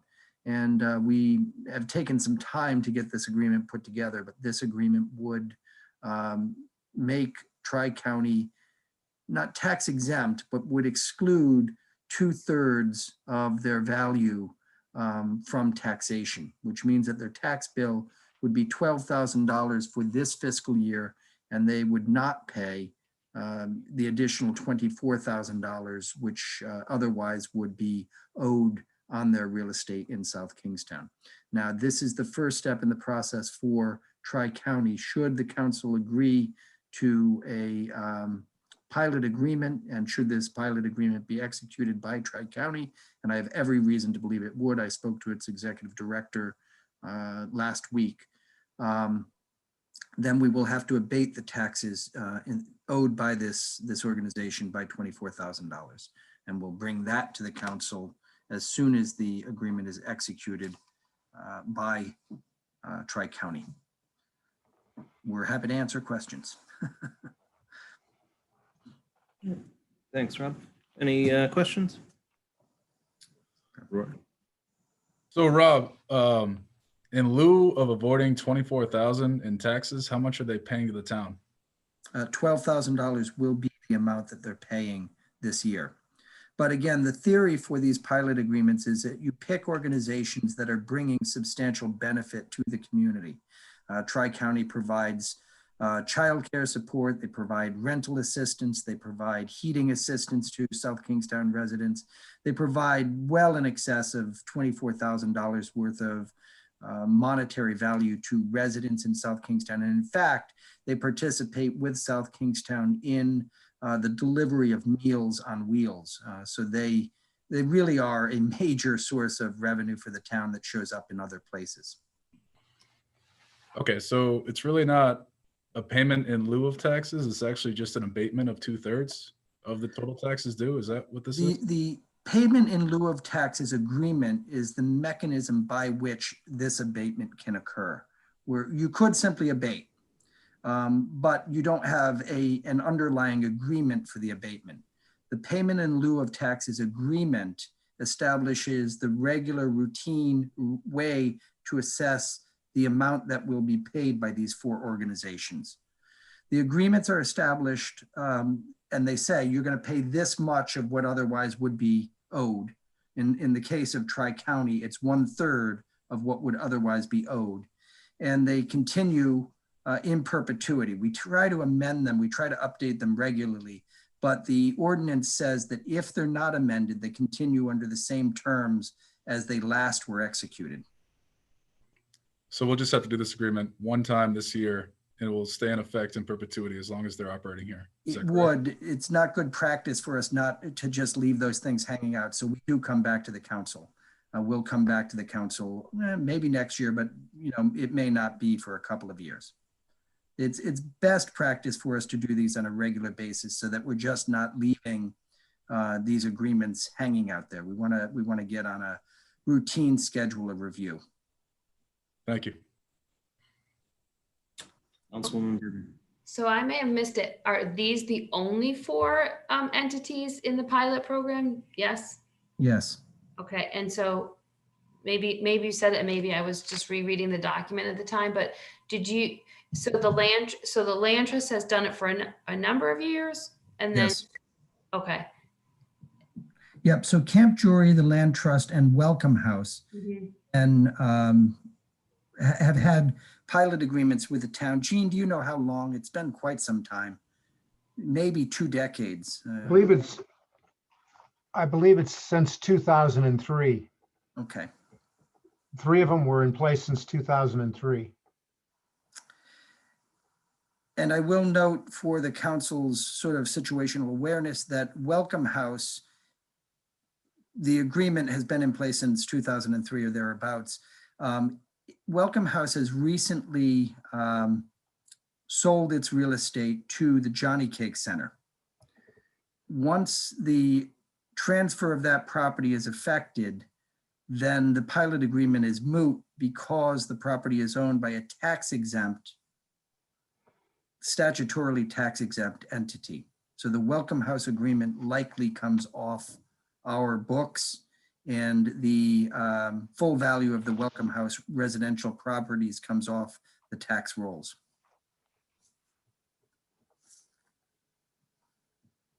And any further discussion? Rory McEntee, I'll make a motion to approve 12I. Deborah Kelso, I'll second. We have a motion from Councilman McEntee, a second from Councilman Kelso. Any discussion? Is there anyone opposed? That motion passes unanimously. And that brings us to 12J, a resolution extending the town's declaration of emergency adopted in emergency session on March 15th, 2020, subsequently renewed on April 13th, 2020, May 11th, 2020, June 8th, 2020, July 13th, August 11th, September 14th, October 13th, November 9th, and December 14th, 2020, and is shown on Exhibit 2. Rory McEntee, I'll make a motion to approve 12J. Deborah Kelso, second. Motion from Councilman McEntee, second from Councilwoman Kelso. Discussion. Councilwoman Berger. Am I reading this correctly? It only goes to the 25th of January? It's only 2 more weeks? Is there a reason? Just 2, I mean, it's been month by month. Rob, you I'm going to defer to Susan. Susan, do you recall the rationale for the date? You muted, Susan, sorry. Sorry, I'm just bringing in Amy Reiner. She can explain it better than I can. It has to do with the date of the governor's order being extended. Amy, you need to unmute yourself. That makes sense. There she is. Thank you. Sorry, just getting my settings set up. Thank you. Good evening, Amy Reiner, Director of Administrative Services.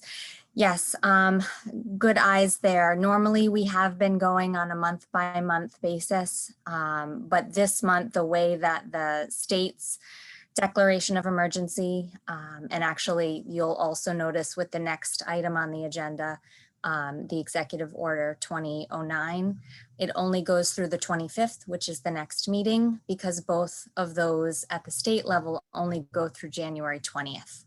So we were hesitant to push it out into February before we saw what the state's declaration of emergency date was through next month, as well as their executive order. Thank you, Amy. Any other questions?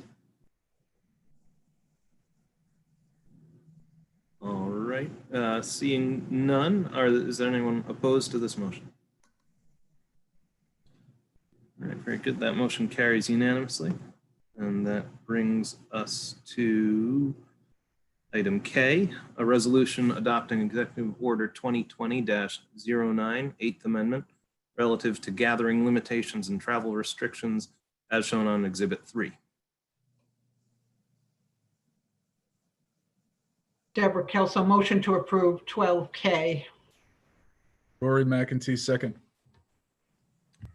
Motion from Councilwoman Kelso, second from Councilman McEntee.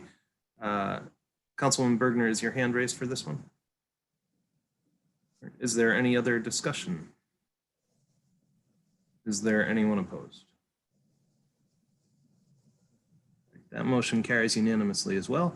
And that brings us to our final item on the agenda, item L, a resolution ratifying Executive Order 2020-14, extending COVID-19 related administrative leave to employees as shown on Exhibit 4. Rory McEntee, I'll make a motion to approve 12L. Deborah Kelso, second. We have a motion from Councilman McEntee, second from Councilwoman Kelso. Is there any discussion? Is there anyone opposed? All right, that motion carries unanimously, and that brings us to the end of tonight's agenda. Do I hear a motion to adjourn? Deborah Kelso, motion to adjourn. Jess Rose, second. A motion from Councilwoman Kelso, a second from Councilwoman Rose. Any discussion on this one? I missed Joe objecting to these. All right. Is there anyone opposed? No, that motion carries. This meeting's over. Pleasure as always, everybody. Be well. Have a good night. Have a good night. Good night, everyone.